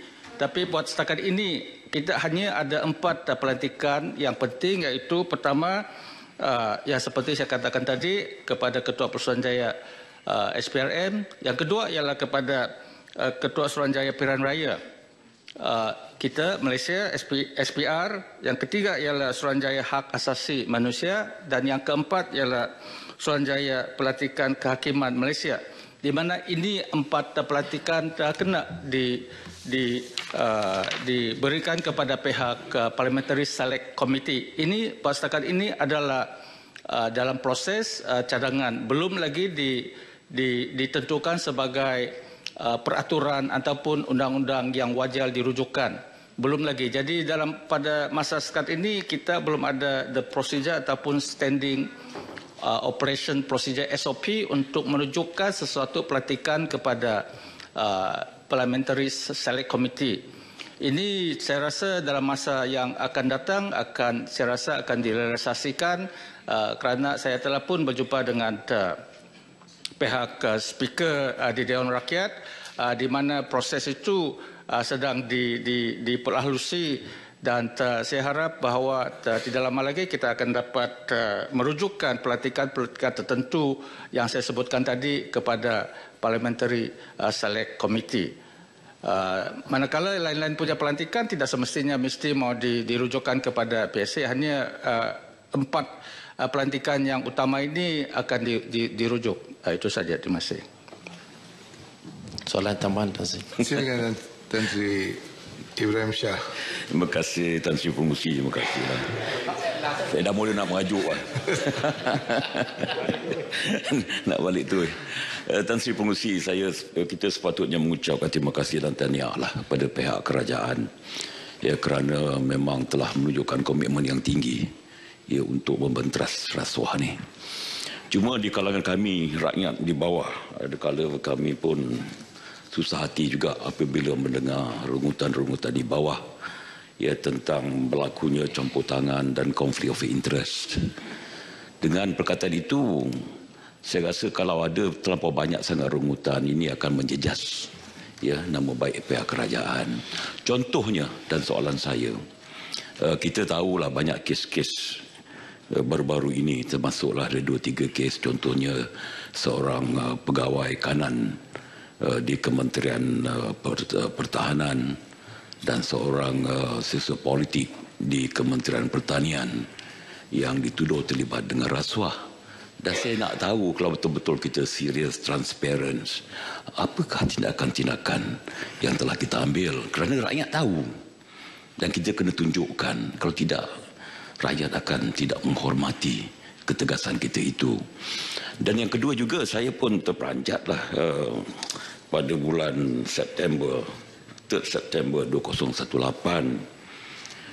SPRM telah mengeluarkan satu kenyataan bahawa mereka cukup terkejut dengan keputusan Mahkamah Tinggi Pulau Pinang yang menarik balik dan membebaskan kes penjualan banglo Bagan, dan dikatakan keputusan itu telah dibuat oleh Attorney General. Saya nak tanya, apakah pihak SPRM bertindak demikian, seolah-olah mereka tidak bersetuju? Apakah ini kalau betul ianya baik ataupun tidak baik pada pihak kerajaan? Harap dapat penjelasan daripada pihak menteri. Terima kasih. Silakan Yang Berhormat Menteri. Terima kasih Tan Sri Yang Dipertua. Terima kasih kepada Yang Berhormat Senator Tan Sri, Profesor Emeritus yang begitu popular sekali di Dewan Negara ini, yang sering kita dapat lihat bertanya soalan yang begitu relevan sekali. Untuk makluman Yang Berhormat Senator dalam Dewan Yang Mulia ini, pertama-tamanya kita kena faham punca kuasa pendakwa raya ataupun punca kuasa peguam negara kita yang telah pun termaktub dalam perlembagaan, di mana beliau telah pun diberi kuasa untuk mendakwa, untuk menarik balik apa-apa saja pendakwaan yang telah pun dimulakan ataupun telah pun dijalankan ataupun dalam proses mahkamah. Itu adalah kuasa yang telah pun diberikan kepada beliau di bawah perlembagaan persekutuan kita, yang telah pun dijadikan perlembagaan kita sejak kita merdeka lagi. Bukan pendakwaannya telah pun dibuat, perlembagaannya telah pun dibuat pada masa Pakatan Rakyat menjadi kerajaan pada bulan Mei. Ini adalah sejak kemerdekaan. Jadi ini kuasa telah pun ditermaktub dalam perlembagaan, dan beliau telah pun menggunakan bidang kuasa beliau untuk membuatkan keputusan-keputusan terhadap beberapa kes yang telah pun dikatakan oleh Yang Berhormat Senator ini. Jadi kita sekiranya tidak mempuas hati dengan siasatan bilanya di pihak SPRM yang telah pun dikatakan oleh Yang Berhormat mengenai dua kes tadi, iaitu melibatkan pegawai-pegawai keatasan dalam kementerian. Jadi pasal mereka ini belum lagi dibawa kepada mahkamah. Mereka hanya di peringkat siasatan, di mana mereka telah pun membuat keputusan bahawa tidak disiasat. Saya tidak dapat pasti kedudukan yang sepenuhnya mengenai kes dua orang pegawai itu, tetapi saya telah pun difahamkan mengenai satu kes itu pihak SPRM telah pun buat pelepasan kepada beliau kerana beliau dapat menjelaskan di mana beliau dapatkan kewangan itu membelikan satu jam tangan. Dan saya telah pun difahamkan bahawa pegawai tersebut juga telah pun mengisytiharkan dia punya interest dalam perkara itu sebelum pihak SPRM membuat tindakan. So this issue of conflict of interest dalam perkara yang telah pun disebutkan oleh Yang Berhormat Senator tadi tidak wujud, memandangkan dia telah pun declare his interest in that particular case. Jadi sekiranya ada kes-kes yang lebih spesifik, saya rasa Yang Berhormat Senator tahu bahawa boleh dirujuk kepada Operation Review Panel dalam SPRM sekiranya tidak puas hati dengan keputusan SPRM dengan tidak menyiasat lagi kes-kes tersebut. Seperti yang saya telah pun jawab dalam soalan utama tadi, kita memang ada unit-unit ataupun badan-badan di mana sekiranya tidak mempuas hati dengan keputusan SPRM untuk tidak menyiasatkan lagi, bolehlah membuat aduan kepada badan tersebut. Jadi itu saja Tan Sri Yang Dipertua. Terima kasih. Terima kasih Yang Berhormat. Ahli Yang Berhormat, masa untuk soalan-soalan jawab lisan selesai. Setiausaha. Aturan Urusan Mesyuarat dan Usul-Usul DR 21/2019 Rang Undang-Undang Perlembagaan Pindaan 2019 bacaan kali yang kedua. Dipersilakan Yang Berhormat Menteri.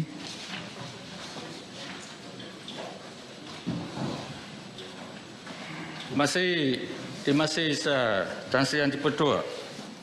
Tan Sri Yang Di-Pertua, saya mohon mencadangkan suatu akta untuk memindah perlembagaan persekutuan dibacakan kali yang kedua sekarang. Silakan. Masih, Tuan Yang Di-Pertua, Malaysia telah melakal sejarah pada 16 hari bulan Julai 2019 di mana rang Undang-Undang Perlembagaan Kurungan Pindaan 2019 telah diluluskan dengan mendapat persetujuan sebulat suara daripada 211 ahli Dewan Rakyat yang hadir. Rang undang-undang ini adalah mengenai penurunan had umur pengundi dan juga calon pilihan raya daripada 21 tahun kepada 18 tahun serta pendaftaran pemilih secara otomatik. Pada hari ini adalah diharapkan rang undang-undang ini akan mendapat sokongan penuh daripada semua ahli Dewan yang mulia ini. Pengasas-pengasas negara kita Malaysia telah pilih demokrasi untuk politik dan pentadbiran negara. Ini bukanlah sistem asli kita. Sistem asli kita ialah sistem raja berkuasa mutlak, iaitu absolut monarki dengan izin. Yang Berhormat Menteri, sebentar. Terima kasih.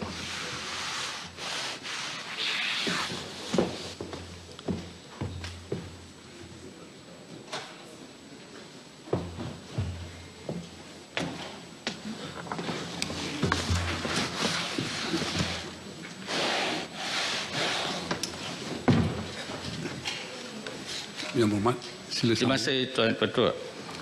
Saya teruskan dengan izin. Pengasas-pengasas negara kita Malaysia telah pilih demokrasi untuk politik dan pentadbiran negara. Ini bukanlah sistem asli kita. Sistem asli kita ialah sistem raja berkuasa mutlak dengan izin absolut monarki. Tetapi oleh kerana raja tanpa sokongan rakyat begitu lemah sehingga terpaksa tanda tangan perjanjian Malayan Union untuk serah negeri-negeri mereka kepada British. Maka rakyat telah bangun pada tahun 1946 untuk menebus balik negeri-negeri Melayu. Raja-raja turut bersama dan bersetuju dengan sistem demokrasi berparlimen dan raja berperlembagaan. Demokrasi memberi kuasa kepada rakyat untuk mentadbir negara mereka sendiri. Adalah dipercayai rakyat tentu bijak dalam pemilihan pemimpin mereka. Mereka tentulah tidak akan pilih orang yang ternampak jelas akan rosakkan negara mereka dan membinasakan mereka. Rakyat pasti akan menggunakan kuasa mereka melalui peti undi dan memilih wakil serta pemimpin mereka berdasarkan kebijaksanaan dan kesedaran politik mereka. Semasa perlembagaan negara digubal, Tuan Di-Pertua, pengasas-pengasas negara pada ketika itu berpendapat umur yang sesuai untuk rakyat untuk layak mengundi ialah 21 tahun dengan anggapan kematangan seseorang individu itu secara umumnya dicapai pada usia berkenaan. Di mana masa sahaja di waktu negara mencapai kemerdekaan, umur 21 tahun dianggap sebagai sudah dewasa dan bertanggungjawab. Di samping itu, kita juga berpendapat dalam usaha membina negara yang berteraskan ilmu pengetahuan dan pengalaman, generasi muda sewajarnya menumpukan masa mereka untuk belajar tanpa diganggu polemik politik yang tak kunjung sudah. Justru perlembagaan persekutuan yang dibuat di masa itu menetapkan umur 20 tahun sebagai hak kelayakan mengundi di sisi undang-undang. Negara telah melalui 14 pilihan raya umum, Tuan Ketua, bermula daripada pilihan raya umum pertama pada tahun 1959 sehinggalah pilihan raya umum ke-14 pada 9 hari bulan Mei 2018 yang lalu. Setelah hampir 60 tahun Malaysia sebagai sebuah negara demokrasi, kelayakan hak umur mengundi 20 tahun ini tidak pernah dikaji untuk diturunkan seperti mana yang dilaksanakan di negara-negara lain yang turut mengamalkan sistem demokrasi berperwakilan. Selepas 1970-an, Tuan Dipertua, negara-negara maju seperti United Kingdom, Eropah Barat, Amerika Syarikat, Jerman, Kanada, Perancis dan Australia telah menurunkan had umur mengundi kepada 18 tahun. Kemudian, ia diikuti oleh negara India, Pakistan, New Zealand dan semua negara di Amerika Latin, Afrika dan Asia pada era 1980-an. Yang terakhir mengikut jejak menurunkan had umur mengundi kepada 18 tahun ialah negara Jepun pada tahun 2016. Pada ketika ini, hanya negara Malaysia dan Singapura di ASEAN serta beberapa negara dan seperti Kuwait, Oman, Cameron, Lebanon, Samoa dan Tonga yang masih mengekalkan had umur mengundi 21 tahun. Ini bermakna kesemua negara Commonwealth dan yang mengamalkan Commonwealth yang lain yang mengamalkan demokrasi ala Westminster, termasuklah negara India yang merupakan negara demokrasi terbesar di dunia dengan jumlah pengundi seramai lebih 900 juta orang, telah menetapkan umur 18 tahun sebagai umur kelayakan mengundi.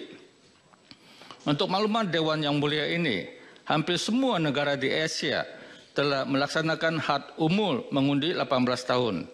Dan yang terkini, beberapa negara di Eropah pula telah mula menurunkan had umur mengundi yang lebih rendah daripada 18 tahun kepada 16 tahun seperti negara Austria dan Scotland. Berikutan daripada perkembangan di seluruh dunia ini, maka golongan belia di Malaysia terdorong untuk turut diberi hak mengundi seawal usia 18 tahun.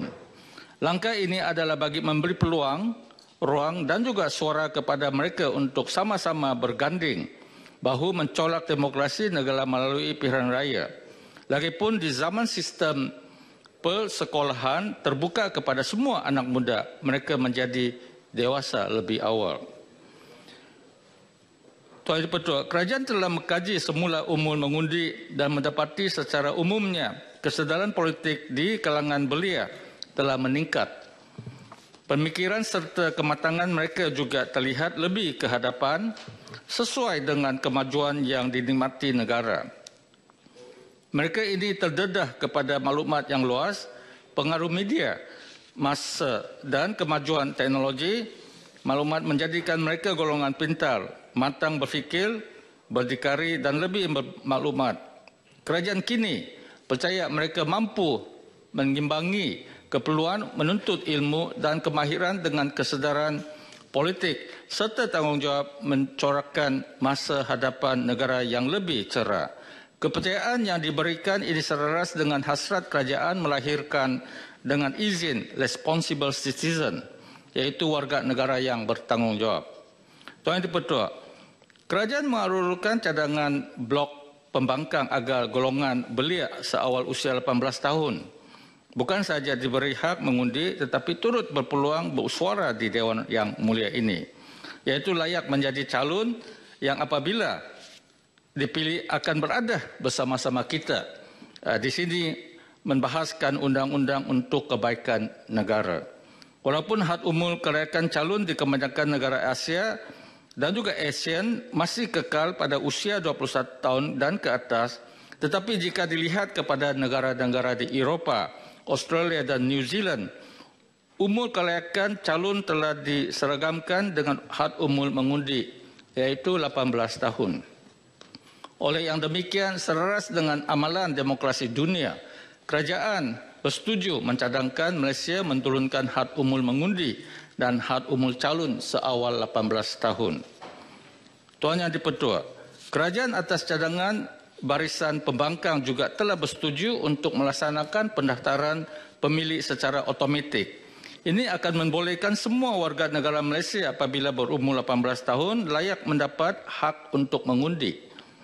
Mereka tidak lagi perlu memohon untuk didaftarkan sebagai pemilih kerana rakyat Malaysia telah mendapat kad pengenalan kali pertama pada umur 12 tahun dan dikehendaki menukar semula kad pengenalannya apabila telah mencapai umur 18 tahun. Dengan itu, mereka yang mencapai umur 18 tahun akan didaftarkan secara otomatik mengikut maklumat terkini di dalam kad pengenalan dan juga berhak untuk menjadi pengundi. Kerajaan menjangkakan untuk 5 tahun akan datang sekiranya pendaftaran secara otomatik ini dilaksanakan bersekali dengan penurunan hak umur mengundi 18 tahun, seramai 7.8 juta pengundi baru akan dimasukkan dalam daftar pemilih sehingga tahun 2023. Oleh yang demikian, kerajaan menganggarkan jumlah pengundi pada tahun 2023 akan meningkat lebih daripada 50%, menjadikan jumlah pengundi sekitar 22.7 juta berbanding 14.9 juta pada pilihan raya umum ke-14 tahun 2018. Kerajaan telah pun memulakan kerja-kerja awal melalui pelaksanaan inisiatif reformasi pilihan raya yang telah dimulakan sejak Julai 2018 lagi.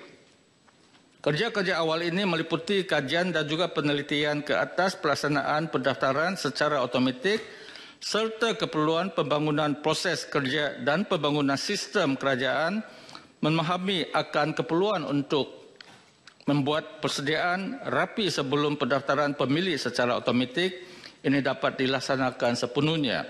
Oleh demikian, Suruhanjaya Pilihan Raya SPR memerlukan satu tempo waktu yang sesuai untuk memastikan kelancaran proses kerja yang berkaitan. Tuan Yang di-Pertua, bagi masuk melaksanakan cadangan ketiga perkara di atas, pindaan kepada perlembagaan perlu dilaksanakan. Huraian kepada rang undang-undang Perlembagaan Pindaan 2019 ini adalah seperti berikut. Fasa 1. Rang undang-undang ini memperuntukkan tajuk ringkas akta yang dicadangkan dan kuasa yang di-Pertuan Agong untuk menetapkan tarikh penggunaan kuat kuasa Fasal 3 akta yang dicadangkan. Pasal 2 dan 4 akan mula berkuat kuasa serta-merta pada tarikh berikutan tarikh penyiaran akta yang dicadangkan dalam warta menurut Seksyen 19 Akta Tafsiran 1948 dan 1967 kurungan Akta 388. Pasal kedua, rang undang-undang bertujuan untuk memindah peringgan kurungan B perkara 47 Perlembagaan Persekutuan untuk menurunkan umur seseorang warga negara yang layak untuk menjadi ahli Dewan Rakyat daripada 21 tahun kepada 18 tahun. Pasal ketiga, rang undang-undang ini bertujuan untuk memindah perkara 119 Perlembagaan Persekutuan. Sub-Fasal 3 kurungan E bertujuan untuk memindah peringgan kurungan E Fasal kurungan 1 perkara 119 Perlembagaan Persekutuan untuk menurunkan umur seseorang warga negara yang layak untuk mengundi daripada 21 tahun kepada 18 tahun. Pindaan ini akan membenarkan lebih ramai warga negara Malaysia untuk mengundi. Pada masa kini, seseorang dikehendaki untuk memohon bagi pendaftaran sebagai seorang pemilih dalam sesuatu bahagian pilihan raya dan tarikh kelayakan dalam perlembagaan dalam peringgan kurungan B Fasal kurungan 4 perkara 119 Perlembagaan Persekutuan merujuk kepada tarikh permohonan itu. Sub Fasal 3 kurungan B bertujuan untuk memindah takrif kelayakan dalam perenggan kurungan B Fasal kurungan 4 perkara 119 untuk memberikannya masuk sebagai tarikh seseorang didaftarkan oleh Suruhanjaya Pilihan Raya sebagai pemilih dalam sesuatu bahagian pilihan raya. Dengan pindaan ini, apabila seseorang warga negara mencapai umur 18 tahun dan layak untuk mengundi, dia akan didaftarkan secara otomatik sebagai pemilih oleh Suruhanjaya Pilihan Raya. Pasal keempat, rang undang-undang ini bertujuan untuk memindah Seksyen 5 jadual ke-8 kepada Perlembagaan Persekutuan untuk menurunkan umur seseorang warga negara yang layak untuk menjadi ahli Dewan Undangan daripada 21 tahun kepada 18 tahun serupa seperti pindaan yang dicadangkan kepada perkara 47 dalam fasa 2. Perincian kepada perkara-perkara berkaitan dengan pindaan ini adalah seperti mana dinyatakan di dalam Akta Perlembagaan Pindaan 2019 seperti mana dalam rang yang telah diedarkan di dalam Dewan Yang Mulia ini untuk tetapan ahli-ahli yang berhormat. Tuan Yang di-Pertua, sekiranya pindaan kepada ketiga-tiga perkara ini diluluskan oleh Dewan Yang Mulia ini dalam melaksanakan dan mengkuatkuasakan pindaan-pindaan tersebut, maka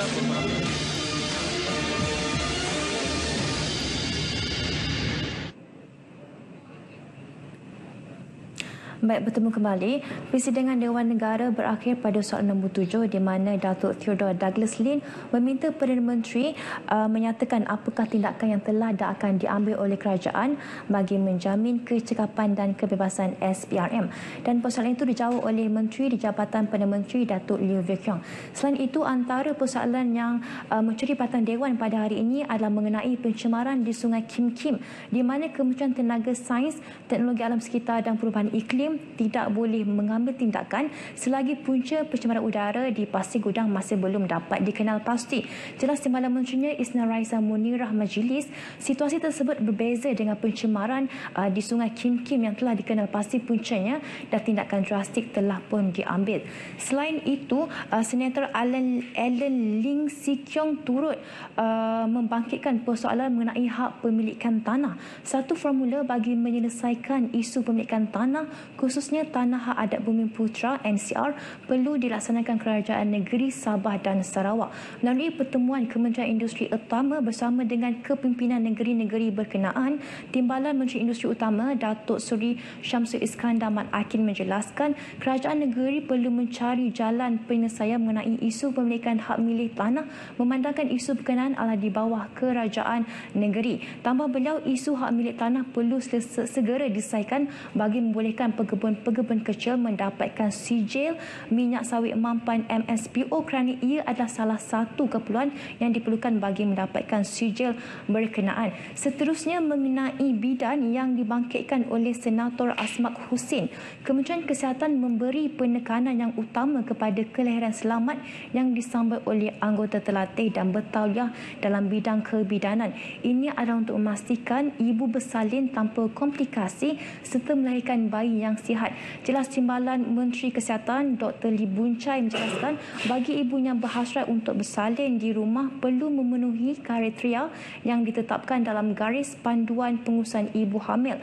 Pembincangan juga perlu diadakan di antara anggota kesihatan seperti pakar obstetrik, pakar perubatan keluarga, pegawai perubatan atau anggota jururawat yang mengendalikan ibu hamil bersama pasangan mengenai perancangan tempat bersalin. Baik, selain itu, mengenai Akta Latihan Keselamatan dan Kesihatan Pekerjaan yang dibangkitkan oleh Senator Datuk Ismail Ibrahim, di mana cadangan dan pandangan bagi memperkasa akta berkenaan perlu terlebih dahulu diperolehi sebelum Kementerian Sumber Manusia membawa satu kertas cadangan kepada Jemaah Menteri. Jelas Timbalan Menteri Sumber Manusia Datuk Mahfuz Omar, usaha untuk memperkasakan akta ini merupakan satu keperluan di mana melalui pemerkasaan itu Kementerian boleh mendapatkan cadangan-cadangan daripada semua pihak melalui Majlis Negara bagi Keselamatan dan Kesihatan Pekerjaan. Beliau menjawab pertanyaan Senator Datuk Ismail Ibrahim dalam pertanyaan-pertanyaan bagi jawab lisan Dewan Negara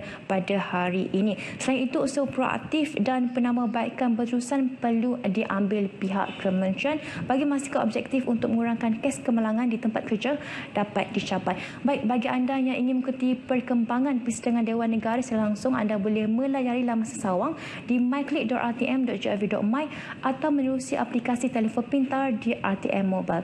Sekian sahaja laporan dari Parlimen, saya Syamira Sufri. Salam hormat.